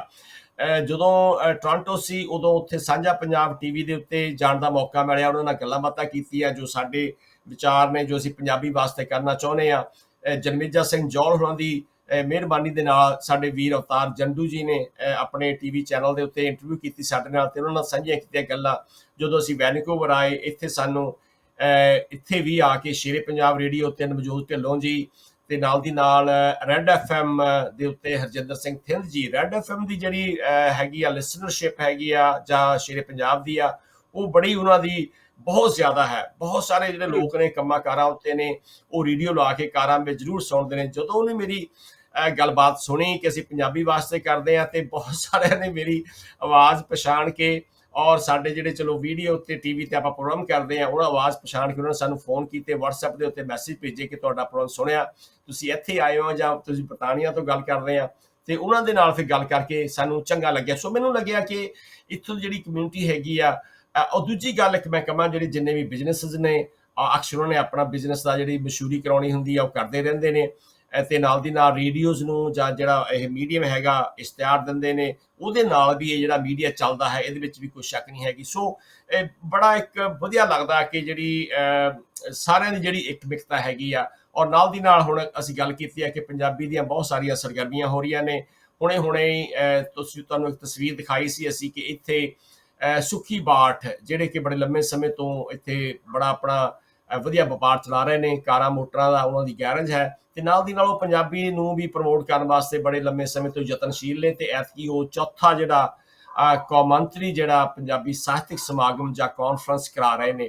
ਪਤਾ ਲੱਗਾ ਕਿ ਪਹਿਲਾਂ ਉਹਨਾਂ ਨੇ ਆਪਣੇ ਜਿਹੜਾ ਛੋਟਾ ਦਫ਼ਤਰ ਬਣਾਇਆ ਹੈ ਪੰਜਾਬ ਭਵਨ, ਉਹਦੇ ਵਿੱਚ ਉਹਨਾਂ ਨੇ ਉਹ ਗੱਲਬਾਤ ਕਰਨੀ ਸੀ, ਪਰ ਉਹ ਜਗ੍ਹਾ ਥੋੜ੍ਹੀ ਹੋਣ ਕਰਕੇ ਹੁਣ ਉਹਨਾਂ ਨੇ ਆਪਣੇ ਘਰ ਹੀ, ਕਿਉਂਕਿ ਉਹ 4-5 ਏਕੜ ਦੇ ਵਿੱਚ ਘਰ ਹੈ, ਕਹਿੰਦੇ ਅਸੀਂ ਉੱਥੇ ਵੱਡੇ ਮਾਰਕੀਜ਼ ਲਾ ਕੇ ਟੈਂਟ ਲਾ ਕੇ ਉੱਥੇ ਅਸੀਂ ਪ੍ਰੋਗਰਾਮ ਕਰਨਾ ਹੈ। ਸੋ ਇਹਦੇ ਵਿੱਚ ਦੇਖਦੇ ਹਾਂ ਕਿ ਤੰਦ ਬਣ ਕੇ ਨਿਕਲੇਗਾ ਵਕਤ ਦੇ ਪਿੰਜੇ ਚੋਂ ਉਹ ਹੁਨਰ ਹੈ ਜਿਸ ਕੋਲ ਮੁਸੀਬਤਾਂ ਨੂੰ ਰੇਸ਼ਮ ਬਣਾਉਣ ਦਾ ਹੌਸਲਾ ਹੈ, ਅੱਖ ਬਿਜਲੀ ਦੀ ਅੱਖ ਵਿੱਚ ਅੱਖ ਪਾਉਣ ਦਾ। ਸੋ ਇਹੋ ਜਿਹੀਆਂ ਜਿਹੜੀਆਂ ਸਰਗਰਮੀਆਂ ਹੋ ਰਹੀਆਂ ਨੇ, ਬੜੇ ਉਹਨਾਂ ਦੇ ਜਿਹੜੇ ਉਹਨੇ ਪਰਚੇ ਵਗੈਰਾ ਆਏ ਨੇ, ਬਹੁਤ ਮਹਿਮਾਨ ਪੰਜਾਬ ਤੋਂ ਚੜ੍ਹਦੇ ਪੰਜਾਬ ਤੋਂ ਲਹਿੰਦੇ ਪੰਜਾਬ ਤੋਂ ਆਏ ਨੇ। ਇਹ 1 ਅਤੇ 2 ਤਰੀਕ ਨੂੰ ਸਰੀ ਦੇ ਵਿੱਚ ਹੋ ਰਿਹਾ ਹੈ, ਜਿਹੜਾ ਕਿ ਸਾਰਿਆਂ ਹੀ ਮੇਰੇ ਖਿਆਲ ਜਿੰਨੇ ਵੀ ਸਾਡੇ ਜੇ ਅਗਰ ਬਰਤਾਨੀਆ ਵਿੱਚ ਹੁਣ ਸੁਣਦੇ ਨੇ ਜਾਂ ਟੋਰਾਂਟੋ ਵਿੱਚ ਸਾਨੂੰ ਸੁਣਦੇ ਨੇ, ਉਹਨਾਂ ਨੂੰ ਵੈਨਕੂਵਰ ਜ਼ਰੂਰ ਆਉਣਾ ਚਾਹੀਦਾ ਕਿ ਇਹ ਜਿਹੜਾ ਪ੍ਰੋਗਰਾਮ ਹੈ ਉਹਦੇ ਵਿੱਚ ਜ਼ਰੂਰ ਸ਼ਾਮਲ ਹੋਣ। ਸੁਖੀ ਬਾਠ ਜੀ ਨੇ ਸਾਨੂੰ ਵੀ ਵਧਾਈ ਪੇਸ਼ ਕੀਤੀ ਹੈ ਕਿ ਜੋ ਅਸੀਂ ਪੰਜਾਬ ਦੇ ਵਿੱਚ ਪੰਜਾਬੀ ਵਾਸਤੇ ਕਰਨ ਜਾ ਰਹੇ ਹਾਂ, ਉਹਦੇ ਬਾਰੇ ਅਸੀਂ ਗੱਲ ਅੱਗੇ ਕਰਾਂਗੇ। ਤੁਸੀਂ ਗੱਲ ਕੀਤੀ ਹੈ ਇੱਥੋਂ ਦੀਆਂ ਇਲੈਕਸ਼ਨਾਂ ਦੀ, ਬਿਲਕੁਲ ਮੈਂ ਜਿਵੇਂ ਕਿ ਗੱਲ ਕੀਤੀ ਹੈ ਕਿ ਬੜੇ ਲੰਮੇ ਸਮੇਂ ਤੋਂ ਅਸੀਂ ਗੱਲ ਕਰਦੇ ਹਾਂ ਕਿ ਤੁਹਾਨੂੰ ਪਤਾ ਹੈ ਕਿ ਜੋ ਟਰੂਡੋ ਦੀ ਸਰਕਾਰ ਹੈ ਉਹਦੇ ਵਿੱਚ ਕਿੰਨੇ ਉਹਦੇ ਵਿੱਚ ਮੰਤਰੀ ਨੇ, ਉਹਦੇ ਵਿੱਚ ਪੰਜਾਬੀ ਨੇ, ਚਾਹੇ ਉਹ ਹਿੰਦੂ ਨੇ, ਚਾਹੇ ਪੰਜਾਬੀ ਸਿੱਖ ਨੇ, ਬਹੁਤ ਵੱਡੀ ਗਿਣਤੀ ਹੈ, ਜਿਹਦੇ ਬਾਰੇ ਮਿਸਟਰ ਟਰੂਡੋ ਨੇ ਇੱਕ ਵਾਰੀ ਨਰਿੰਦਰ ਮੋਦੀ ਨੂੰ ਕਿਹਾ ਸੀਗਾ ਕਿ ਤੁਹਾਡੀ ਸਰਕਾਰ ਵਿੱਚ ਉਹਨੇ ਪੰਜਾਬੀ ਜਾਂ ਸਿੱਖ ਨਹੀਂ ਹੈਗੇ ਜਿੰਨੀ ਮੇਰੀ ਸਰਕਾਰ ਦੇ ਵਿੱਚ ਹੈਗੇ ਆ। ਸੋ ਇਹ ਵੀ ਗੱਲ ਇਹਦੇ ਵਿੱਚ ਕੋਈ ਦੋ ਅਤਕਥਨੀ ਨਹੀਂ ਹੈ। ਔਰ ਦੂਜੀ ਗੱਲ ਦੇਖਦੇ ਆ ਕਿ ਜੋ ਇੱਥੋਂ ਦੀ BC ਦੀ ਜਿਹੜੀ ਲੋਕਲ ਪੋਲਿਟਿਕਸ ਹੈ, ਪਰ ਇੱਕ ਗੱਲ ਇਹ ਵੀ ਦੇਖਣੀ ਪੈਣੀ ਆ ਕਿ ਜਿਹੜੀ ਫੈਡਰਲ ਗਵਰਨਮੈਂਟ ਹੈਗੀ ਆ ਉਹਦੀ ਵੱਖਰੀਆਂ ਪਾਲਿਸੀਜ਼ ਨੇ, ਪਰ ਜਿਹੜੀਆਂ ਲੋਕਲ ਜਿੱਦਾਂ ਪੰਜਾਬ ਸਰਕਾਰ ਦੀ ਆਪਾਂ ਗੱਲ ਕਰਦੇ ਹਾਂ, ਬੰਗਾਲ ਦੀ ਗੱਲ ਕਰਦੇ ਹਾਂ, ਗੁਜਰਾਤ ਦੀ ਗੱਲ ਕਰਦੇ ਹਾਂ, ਉਹਨਾਂ ਦੀਆਂ ਵੀ ਬਹੁਤ ਸਰਗਰਮੀਆਂ ਨੇ। ਉਹਦੇ ਵਿੱਚ ਵੀ ਜਿਹੜੀ ਆਪਣੀ ਪੰਜਾਬੀਆਂ ਦੀ ਸ਼ਮੂਲੀਅਤ ਕਾਫੀ ਹੈਗੀ ਆ। ਔਰ ਤੁਹਾਨੂੰ ਤਸਵੀਰਾਂ ਵੀ ਦਿਖਾਵਾਂਗੇ ਜਿਵੇਂ ਕਿ ਸੁਖ ਧਾਲੀਵਾਲ ਜੀ ਨੇ ਔਰ ਜਿਮੀ ਸਿਮਸ ਹੈ, ਤੇ ਨਾਲ ਦੀ ਨਾਲ ਅੰਮ੍ਰਿਤ ਬੜਿੰਗ ਹਨ, ਕੁਲਦੀਪ ਪੇਲੀਆ ਹਨ, ਤੇ ਇਹ ਜਿਹੜੇ ਮੇਅਰ ਵਾਸਤੇ ਜਿਹੜੇ ਉਮੀਦਵਾਰ ਨੇ, ਇਹ ਜਿਹੜੀਆਂ ਇਲੈਕਸ਼ਨਾਂ ਤੁਹਾਨੂੰ ਪਤਾ ਹੈ ਜਦੋਂ ਆਪਣੀ ਵੀ ਇਲੈਕਸ਼ਨਾਂ ਹੁੰਦੀਆਂ, ਕਈ ਵਾਰੀ ਲੋਕ ਸਭਾ ਦੀਆਂ ਜਾਂ ਪਾਰਲੀਮੈਂਟ ਦੀਆਂ ਇਲੈਕਸ਼ਨਾਂ ਦੇ ਨਾਲ ਤੁਹਾਡੀਆਂ ਲੋਕਲ ਇਲੈਕਸ਼ਨਾਂ ਵੀ ਹੁੰਦੀਆਂ ਨੇ, ਤੇ ਇਹਦੇ ਵਿੱਚ ਨਾਲ ਦੀ ਨਾਲ ਜਿਹੜੀਆਂ ਕਾਉਂਸਲ ਦੀਆਂ ਇਲੈਕਸ਼ਨਾਂ ਨੇ ਉਹਦੇ ਵਿੱਚ ਵੀ ਕਾਫੀ ਜਿਹੜੇ ਪੰਜਾਬੀ ਆ। ਅਗਲੀ ਤਸਵੀਰ ਤੁਹਾਨੂੰ ਅਸੀਂ ਦਿਖਾਵਾਂਗੇ, ਉਹਦੇ ਵਿੱਚ ਇੱਕ ਬਹੁਤ ਵੱਡੀ ਗਿਣਤੀ ਹੈ ਸਾਡੇ ਪੰਜਾਬੀ ਉਮੀਦਵਾਰਾਂ ਦੀ ਜਿਹੜੇ ਕਿ ਕਾਉਂਸਲ ਵਾਸਤੇ ਲੜ ਰਹੇ ਆ। ਅਸੀਂ ਦੇਖਦੇ ਹਾਂ ਇਹਦੇ ਵਿੱਚ ਸਾਰੇ ਹੀ ਜੇ ਕਹਿ ਦਈਏ ਕਿ ਪੰਜਾਬੀ ਹੀ ਨਾਮ ਨੇ, ਤੇ ਨਾਲ ਦੀ ਨਾਲ ਇਹ ਜਿਹੜੀਆਂ ਮਿਊਨਿਸਪੈਲਿਟੀ ਦੀਆਂ ਹੋ ਰਹੀਆਂ ਨੇ ਚੋਣਾਂ, ਇਹਦੇ ਨਾਲ ਦੀ ਨਾਲ ਇੱਥੇ ਸਕੂਲਾਂ ਦਾ ਜਿਹੜਾ ਬੋਰਡ ਹੁੰਦਾ, ਗਵਰਨਰਸ ਹੁੰਦੇ ਆ, ਉਹਨਾਂ ਦੀ ਵੀ ਚੋਣ ਹੁੰਦੀ ਆ, ਉਹਦੇ ਵੀ ਵਿੱਚ ਬਹੁਤ ਸਾਰੇ ਜਿਹੜੇ ਪੰਜਾਬੀ ਨੇ ਉਹ ਸ਼ਾਮਲ ਨੇ। ਸੋ ਅਸੀਂ ਦੇਖਦੇ ਹਾਂ ਕਿ ਹੋਰ ਇੱਥੇ ਘਰਾਂ ਦੇ ਬਾਹਰ ਵੱਡੇ ਵੱਡੇ ਹੋਰਡਿੰਗਸ ਲਾਏ ਨੇ ਵੀ ਕਿਹੜੇ ਪਰਿਵਾਰ ਨੇ ਕਿਹੜੇ ਉਮੀਦਵਾਰ ਨੂੰ ਵੋਟ ਪਾਉਣੀ ਹੈ। ਤੁਹਾਨੂੰ ਸੋ ਵੀ ਤਸਵੀਰਾਂ ਅਸੀਂ ਖਿੱਚੀਆਂ ਥੋੜ੍ਹੀਆਂ ਤੇ ਤੁਹਾਨੂੰ ਦਿਖਾਵਾਂਗੇ ਕਿ ਕਿਹੜੀਆਂ ਕਿਹੜੀਆਂ ਜਿਹੜੇ ਉਮੀਦਵਾਰ ਨੇ ਤੇ ਉਹਨਾਂ ਨੂੰ ਕਿਵੇਂ ਕਿਵੇਂ ਉਹ ਵੋਟਾਂ ਪਾਉਣ ਦੀ ਉਹ ਯਤਨ ਕਰ ਰਹੇ ਆ। ਸੋ ਬੜੀਆਂ ਹੀ ਸਰਗਰਮੀਆਂ ਨੇ ਘਰਾਂ ਦੇ ਬਾਹਰ ਲੋਕਾਂ ਨੇ, ਉਹਨਾਂ ਦੇ ਜਿਹੜੇ ਆਪਣੇ ਉਮੀਦਵਾਰ ਨੇ, ਉਹਨਾਂ ਦੇ ਚਾਹਤ ਉਮੀਦਵਾਰ ਨੇ, ਉਹਨਾਂ ਨੂੰ ਵੀ ਉਹ ਵੋਟ ਪਾਉਣ ਦਾ ਉਹ ਯਤਨ ਕਰਦੇ ਆ। ਅਸੀਂ ਗੱਲ ਕਰਦੇ ਐਂਡੀ ਢਿੱਲੋਂ, ਤੇ ਇਹ ਹੈ ਜਿਹੜੀ ਸਿਟੀ ਕਾਉਂਸਲ ਵਾਸਤੇ ਜਿਹੜੀ ਇਲੈਕਸ਼ਨ ਹੋਣੀ ਹੈ, ਤੇ ਨਾਲ ਦੀ ਨਾਲ ਜਿਵੇਂ ਮੈਂ ਕਿਹਾ ਹੈ ਕਿ ਜਿਹੜੀ ਮੇਅਰ ਦੀ ਇਲੈਕਸ਼ਨ ਹੋਣੀ ਹੈ ਉਹਦੇ ਵਿੱਚ ਸੁਖ ਧਾਲੀਵਾਲ ਵੀ ਉਮੀਦਵਾਰ ਨੇ, ਹੋਰ ਬਹੁਤ ਸਾਰੇ ਉਮੀਦਵਾਰ ਨੇ, ਤੇ ਦੇਖਾਂਗੇ ਕਿ ਹੋਰ ਕਿਹੋ ਜਿਹਾ ਪ੍ਰਭਾਵ ਬਣਦਾ ਹੈ ਇਹਨਾਂ ਇਲੈਕਸ਼ਨਾਂ ਦਾ, ਤਾਂ ਕਿਹੜੇ ਉਮੀਦਵਾਰ ਨੂੰ ਜਿੱਤ ਪ੍ਰਾਪਤ ਹੁੰਦੀ ਹੈ। ਇਸ ਤਰ੍ਹਾਂ ਹੀ ਅਸੀਂ ਜਦੋਂ ਮਾਫ ਕਰਨਾ ਜਦੋਂ ਟੋਰਾਂਟੋ ਗਿਆ ਸੀ, ਉੱਥੇ ਵੀ ਬਰੈਂਪਟਨ ਦੇ ਵਿੱਚ ਬੌਬ ਦਸਾਂਝ ਜੀ ਨੇ ਉਹ ਮੇਅਰ ਦੀ ਚੋਣ ਲੜ ਰਹੇ ਹੈ। ਸੋ ਸਾਰੇ ਪਾਸੇ ਹੀ ਮੈਂ ਕਹਾਂਗਾ ਪੰਜਾਬੀਆਂ ਦੀ ਬੱਲੇ ਬੱਲੇ ਹੋ ਚੁੱਕੀ ਆ। ਦੇਖਦੇ ਆ ਕਿ ਬਰੈਂਪਟਨ ਦੇ ਮੇਅਰ ਦੀ ਪਦਵੀ ਦੇ ਆਸਵੰਦ ਬੌਬ ਦਸਾਂਝ ਜੀ ਆਪਣਾ ਵਪਾਰ ਵੀ ਚਲਾਉਂਦੇ ਨੇ, TV ਚੈਨਲ ਵੀ ਚਲਾਉਂਦੇ ਨੇ। ਇਹ ਵੀ ਪਤਾ ਲੱਗਾ ਕਿ ਪਿੱਛੇ ਜੇ ਇਹਨਾਂ ਨੇ ਫੈਡਰਲ ਗਵਰਨਮੈਂਟ ਦੇ ਵਿੱਚ MP ਦੀ ਚੋਣ ਵਾਸਤੇ ਵੀ ਆਪਣਾ ਨਾਮ ਦਿੱਤਾ ਸੀ, ਪਰ ਕਿਸੇ ਵਜ੍ਹਾ ਕਰਕੇ ਉਹਨਾਂ ਨੂੰ ਨਾਮ ਵਾਪਸ ਲੈਣਾ ਪਿਆ ਸੀ। ਸੋ ਬਹੁਤ ਸਾਰੀਆਂ ਸਰਗਰਮੀਆਂ ਹੋ ਰਹੀਆਂ ਨੇ। ਮਾਰਵਾ ਜੀ, ਮੈਂ ਤੁਹਾਨੂੰ ਇਹਦੇ ਨਾਲ ਇਹ ਪੁੱਛਣਾ ਚਾਹੁੰਦਾ ਸੀਗਾ ਕਿ ਜਿੰਨੇ ਵੀ ਇਹ ਲੋਕ ਜਿਹੜੇ ਮੂਹਰੇ ਆਏ ਆ, ਸ਼ਾਬਾਸ਼ ਇਹਨਾਂ ਦੇ, ਪਰ ਜਿੰਨੀਆਂ ਸਰਗਰਮੀਆਂ ਮਤਲਬ ਪਬਲਿਕ ਵੱਲੋਂ ਜਾਣੀ ਹੋ ਰਹੀਆਂ, ਸਪੋਰਟਿੰਗ, ਜਿੱਦਾਂ ਤੁਸੀਂ ਦੇਖਿਆ ਵੀ ਘਰਾਂ ਦੇ ਬਾਹਰ ਬੋਰਡ ਲਾ ਰਹੇ ਆ, ਤੇ ਜਿੱਦਾਂ ਬਾਹਰ ਕੈਨਵਸਿੰਗ ਵੀ ਕਰਦੇ ਹੋਣਗੇ ਜਾਂ ਲੀਫਲੇਟਿੰਗ ਜਾਂ ਜੋ ਕੁਛ ਵੀ ਹੋਊਗੀ, ਪਰ ਮਤਲਬ ਇੰਨੀ ਜ਼ੋਰਦਾਰ ਐਕਟੀਵਿਟੀ ਪੰਜਾਬੀਆਂ ਵੱਲੋਂ ਮਤਲਬ ਪੋਲੀਟੀਕਲ ਫੀਲਡ ਦੇ ਵਿੱਚ, ਮੈਂ ਜਾਣੀ ਸਵਾਲ ਉਸ ਪਾਸੇ ਨੂੰ ਤਾਂ ਕਰਿਆ ਹੋਣਾ ਜਿਹੜੀ ਕਿ ਆਪਾਂ ਇੰਗਲੈਂਡ ਦੇ ਵਿੱਚ ਜਾਂ UK ਦੇ ਵਿੱਚ ਘਾਟ ਮਹਿਸੂਸ ਕਰਦੇ ਹਾਂ। ਆਪਣਾ ਬਹੁਤਾ ਮਾਫ ਕਰ ਦੇਵਾਂ ਜੇ ਮੈਂ ਇਹ ਵੀ ਕਹਿ ਦੇਵਾਂ ਵੀ ਜਿਹੜਾ ਗੁਰਦੁਆਰਿਆਂ ਦੀਆਂ ਇਲੈਕਸ਼ਨਾਂ ਤੇ ਜਿੰਨਾ ਜ਼ੋਰ ਲੱਗਦਾ ਇੰਗਲੈਂਡ ਦੇ ਵਿੱਚ, ਉਹ ਇੱਥੇ ਵੀ ਲੱਗਦਾ ਹੋਏਗਾ, ਪਰ ਇੱਥੇ ਜਿਹੜੀ ਪੋਲੀਟੀਕਲ ਫੀਲਡ ਹੈਗੀ ਆ, ਉਹ ਚਾਹੇ ਪਾਰਟੀ ਕੋਈ ਵੀ ਹੋਵੇ, ਪਾਰਟੀ ਦਾ ਸਾਨੂੰ ਕੋਈ ਇਹ ਸੰਬੰਧ ਨਹੀਂ, ਅਸੀਂ ਪੋਲੀਟੀਕਲ ਫੀਲਡ ਦੀ ਗੱਲ ਕਰਦੇ ਹਾਂ, ਉਹਦੇ ਬਾਰੇ ਦੇ ਵਿੱਚ ਮਤਲਬ ਮੈਂ ਉਹ ਕੰਪੈਰੀਜ਼ਨ ਤੁਹਾਡੇ ਕੋਲ ਪੁੱਛਣਾ ਚਾਹੁੰਦਾ। ਮੇਰੇ ਖਿਆਲ ਦੇ ਵਿੱਚ ਤੁਸੀਂ ਵਧੀਆ ਸਵਾਲ ਕੀਤਾ। ਪਹਿਲਾਂ ਤੁਸੀਂ ਸਵਾਲ ਪੰਜਾਬ ਦੀ ਇਲੈਕਸ਼ਨ ਤੇ ਇੱਥੋਂ ਦੀ ਇਲੈਕਸ਼ਨ ਦੇ ਫਰਕ ਦਾ ਵੀ ਕੀਤਾ ਸੀ, ਮੈਂ ਉਹ ਮੈਨੂੰ ਯਾਦ ਭੁੱਲ ਗਿਆ ਸੀ ਗੱਲ। ਬਾਕੀ ਤੁਸੀਂ ਗੱਲ ਕਹੀ ਆ ਕਿ ਇੱਥੇ ਜਿਹੜੀ ਰਾਜਨੀਤਿਕ ਸਰਗਰਮੀ ਆ ਜਾਂ ਜਾਗਰੂਕਤਾ ਹੈਗੀ ਆ ਜਾਂ ਅਵੇਅਰਨੈਸ ਹੈਗੀ ਆ, ਉਹ ਬਰਤਾਨੀਆ ਨਾਲੋਂ ਜ਼ਿਆਦਾ ਆ ਮੈਂ ਦੇਖਿਆ। ਔਰ ਦੂਜੀ ਗੱਲ ਤੁਸੀਂ ਕਿਹਾ, ਪਹਿਲੀ ਗੱਲ ਤਾਂ ਅਸੀਂ ਜੇ ਗੁਰਦੁਆਰੇ ਨੂੰ ਲੈ ਲਈਏ, ਗੁਰਦੁਆਰੇ ਜਿਹੜੇ ਸਾਡੇ ਹੈਗੇ ਆ ਜਾਂ ਗੁਰਦੁਆਰਾ ਸਾਹਿਬ ਸਾਡੇ ਹੈਗੇ ਆ, ਉਹ ਸਾਡਾ ਕਮਿਊਨਿਟੀ ਸੈਂਟਰ ਵੀ ਹੈਗਾ। ਅਸੀਂ ਉਸ ਕਮਿਊਨਿਟੀ ਸੈਂਟਰ ਦੇ ਵਿੱਚ ਨੌਜਵਾਨਾਂ ਨੂੰ ਕਦੇ ਵੀ ਅੱਗੇ ਆਉਣ ਵਾਸਤੇ ਜਾਂ ਉਹਨਾਂ ਨੂੰ ਪੋਲੀਟੀਕਲੀ ਜਾਂ ਰਾਜਨੀਤਿਕ ਤੌਰ ਤੇ ਉਹਨਾਂ ਨੂੰ ਅਸੀਂ ਜਾਗਰੂਕ ਚੇਤਨ ਕਰਨ ਦਾ ਕਦੇ ਯਤਨ ਨਹੀਂ ਕੀਤਾ। ਨਾ ਹੀ ਅਸੀਂ ਕਿਸੇ ਨੂੰ ਕਿਹਾ ਕਿ ਕਾਕਾ ਤੁਸੀਂ ਇਸ ਖਿੱਤੇ ਵਿੱਚ ਵੀ ਜਾਓ। ਤੇ ਇਹ ਵੀ ਬਹੁਤ ਜ਼ਰੂਰੀ ਹੈ। ਸੋ ਇਹਨਾਂ ਮੁਲਕਾਂ ਵਿੱਚ ਜਿੱਥੇ ਗੁਰਦੁਆਰੇ ਵੱਡੇ ਹਨ, ਇਲੈਕਸ਼ਨਾਂ ਇੱਥੇ ਵੀ ਹੁੰਦੀਆਂ ਨੇ, ਲੜਾਈਆਂ ਇੱਥੇ ਵੀ ਹੁੰਦੀਆਂ ਨੇ, ਬਰਤਾਨੀਆ ਵਾਂਗੂ ਜਾਂ ਹੋਰ ਗੁਰਦੁਆਰਿਆਂ ਵਾਂਗੂ ਹੁੰਦੀਆਂ ਨੇ, ਪਰ ਨਾਲ ਦੀ ਨਾਲ ਦੇਖਦੇ ਆ ਕਿ ਦੂਜੇ ਪਾਸੇ ਨੌਜਵਾਨਾਂ ਦੇ ਵਿੱਚ ਵੀ ਥੋੜਾ ਹੁਣ ਜੋਸ਼ ਆ ਰਿਹਾ ਹੈ। ਪਰ ਜਿਹੜੇ ਜ਼ਿਆਦਾ ਜਿਹੜਾ ਨੌਜਵਾਨ ਵਰਗ ਹੈ ਮੈਂ ਦੇਖਿਆ ਉਹ ਬਿਜ਼ਨਸ ਦੇ ਵਿੱਚ ਜਿਹੜੀ ਥਰਡ ਜਨਰੇਸ਼ਨ ਹੈਗੀ ਹੈ ਜਾਂ ਸੈਕੰਡ ਜਨਰੇਸ਼ਨ ਹੈਗੀ ਆ, ਉਹਨਾਂ ਦੇ ਵਿੱਚ ਜਿਹੜੇ ਨੌਜਵਾਨ ਨੇ ਉਹ ਆਪਣਾ ਬਿਜ਼ਨਸ ਵਧਾਉਣਾ ਬਹੁਤ ਚਾਹੁੰਦੇ ਨੇ। ਵੱਖਰੇ ਵੱਖਰੇ ਤਰ੍ਹਾਂ ਦੇ ਬਿਜ਼ਨਸ, ਬਹੁਤ ਤਰ੍ਹਾਂ ਦੇ ਬਿਜ਼ਨਸ ਉਹਨਾਂ ਨੇ ਸ਼ੁਰੂ ਕੀਤੇ ਆ। ਕਿੰਨੇ ਉਹਨਾਂ ਦੇ ਸਟੋਰ ਨੇ ਜਾਂ ਜਿਹੜੀਆਂ ਮਲਟੀਪਰਪਸ ਬਿਲਡਿੰਗਸ ਨੇ, ਉਹਨਾਂ ਦੀਆਂ ਟਾਵਰਸ ਨੇ ਉਹਨਾਂ ਦੇ। ਸੋ ਜਿਹੜੀ ਪ੍ਰੋਪਰਟੀ ਡਿਵੈਲਪਮੈਂਟ ਹੈਗੀ ਆ ਉਹਦੇ ਵਿੱਚ ਬਹੁਤ ਵੱਡਾ ਕਾਰਜ ਹੈ। ਹਾਂ, ਜਿਹੜੀ ਤੁਸੀਂ ਗੱਲ ਕੀਤੀ ਆ ਕਿ ਇੱਥੇ ਵੀ ਪੰਜਾਬ ਦੇ ਵਾਂਗੂ ਲੈਣ ਦੇਣ ਕਰਨ ਦਾ ਯਤਨ ਕਰਦੇ ਰਹਿੰਦੇ ਆ ਕਿ ਪੰਜਾਬੀਆਂ ਦਾ ਸੁਭਾਅ ਕਦੇ ਬਦਲ ਨਹੀਂ ਸਕਦਾ ਤੇ ਨਾ ਹੀ ਬਦਲਣਾ ਆ। ਇਹਦੇ ਤੋਂ ਮੇਰੇ ਖਿਆਲ ਇਹਨਾਂ ਨੂੰ ਸੁਚੇਤ ਹੋਣ ਦੀ ਲੋੜ ਹੈ। ਪਰ ਦੂਜੀ ਜਿਹੜੀ ਇੱਕ ਜ਼ਰੂਰੀ ਗੱਲ ਮੈਂ ਤੁਹਾਡੇ ਨਾਲ ਸਾਂਝੀ ਕਰਨਾ ਚਾਹੁੰਦਾ, ਮੇਰੇ ਖਿਆਲ ਬਹੁਤ ਸਾਰੇ ਸਾਡੇ ਦਰਸ਼ਕ ਵੀ ਸਹਿਮਤ ਹੋਣਗੇ, ਜਿਹੜਾ ਅਸੀਂ ਗੱਲ ਕਰਦੇ ਹਾਂ ਕਿ ਜਿਹੜਾ ਗਿਣਿਆ ਮਿਥਿਆ ਜਿਹੜਾ ਵਿਤਕਰਾ ਹੈ ਟੌਪ ਜੌਬਸ ਵਾਸਤੇ, ਜਿਵੇਂ ਅਸੀਂ ਰਿਸ਼ੀ ਸੂਨਕ ਦੀ ਗੱਲ ਬੜੇ ਲੰਬੇ ਸਮੇਂ ਤੋਂ ਆਪਾਂ ਕਰ ਰਹੇ ਸੀ ਕਿ ਕੀ ਬਰਤਾਨੀਆ ਦੇ ਲੋਕ ਨੌਨ ਵਾਈਟ ਫੇਸ ਜਾਂ ਚਿਹਰਾ ਮਨਜ਼ੂਰ ਕਰਨ ਵਾਸਤੇ ਜਾਂ ਕਬੂਲ ਕਰਨ ਵਾਸਤੇ ਤਿਆਰ ਹਨ। ਉਹ ਇੱਥੇ ਵੀ ਇਹ ਪੋਜੀਸ਼ਨ ਹੈਗੀ ਆ। ਔਰ ਹੁਣੇ ਅਸੀਂ ਗੱਲ ਕਰਦੇ ਹਾਂ ਜਗਮੀਤ ਦੀ ਗੱਲ ਕਰਦੇ ਹਾਂ, ਜਗਮੀਤ ਸਿੰਘ ਜਿਹੜੇ NDP ਪਾਰਟੀ ਦੇ ਪ੍ਰਧਾਨ ਨੇ, ਉਹਨਾਂ ਦੀ ਪਾਰਟੀ ਵਿੱਚੋਂ ਵੀ ਉਸ ਦਾ ਕੁਝ ਵਿਰੋਧ ਹੋ ਰਿਹਾ ਹੈ ਤੇ ਨਾਲ ਦੀ ਨਾਲ ਉਹਨਾਂ ਨੂੰ ਵੀ ਕਿਹਾ ਜਾ ਰਿਹਾ ਹੈ ਕਿ ਤੁਸੀਂ ਨਵਾਂ ਚਿਹਰਾ ਲਿਆਓ। ਠੀਕ ਹੈ, ਤੁਸੀਂ ਪ੍ਰਧਾਨ ਆ ਜਾਂ ਸੈਕਟਰੀ ਬਣਨਾ ਆ, ਹੋਰ ਇੱਕ ਚਿਹਰਾ ਲਿਆਓ, ਨੌਜਵਾਨਾਂ ਨੂੰ ਅੱਗੇ ਲਿਆਓ ਤਾਂ ਕਿ ਉਹ ਜਿਹੜੀ ਫੈਡਰਲ ਗਵਰਨਮੈਂਟ ਦੇ ਵਿੱਚ ਜਾ ਕੇ ਜਿਹੜੀਆਂ ਦੁਨੀਆ ਦੇ ਮੁਲਕਾਂ ਦੇ ਨਾਲ ਜਿਹੜੇ ਤੁਸੀਂ ਗੱਲਾਂ ਬਾਤਾਂ ਕਰਨੀਆਂ, ਮੀਟਿੰਗਾਂ ਕਰਨੀਆਂ ਜਾਂ ਫੈਸਲੇ ਕਰਨੇ ਆ ਪਾਰਲੀਮੈਂਟ ਦੇ ਵਿੱਚ, ਉਹਦੇ ਵਿੱਚ ਵੀ ਪੰਜਾਬੀਆਂ ਦੀ ਜਿਹੜੀ ਸ਼ਿਰਕਤ ਹੋਣੀ ਚਾਹੀਦੀ ਹੈ। ਪਰ ਰੁਝਾਨ ਵਧਿਆ ਹੈ, ਪਰ ਇੱਥੇ ਮੌਕੇ ਵੀ ਬਹੁਤ ਨੇ ਬਰਤਾਨੀਆ ਨਾਲੋਂ। ਬਰਤਾਨੀਆ ਦੇ ਵਿੱਚ ਮੈਂ ਦੇਖਦਾ ਕਿ ਅਸੀਂ ਲੇਬਰ ਪਾਰਟੀ ਨੂੰ ਵਧਾਈ ਦਿੰਦੇ ਇਸ ਗੱਲ ਦੀ, ਜਿਨ੍ਹਾਂ ਨੇ ਬਹੁਤ ਸਾਰੇ ਜਿਹੜੇ ਏਸ਼ੀਅਨ ਚਿਹਰੇ ਅੱਗੇ ਲਿਆਂਦੇ ਆ, ਤੇ ਮੇਰੇ ਖਿਆਲ ਟੋਰੀ ਪਾਰਟੀ ਨੂੰ ਵੀ ਉਹ ਤੋਂ ਹੁਣ ਸਭ ਸਿੱਖਣ ਦੀ ਲੋੜ ਹੈਗੀ ਆ।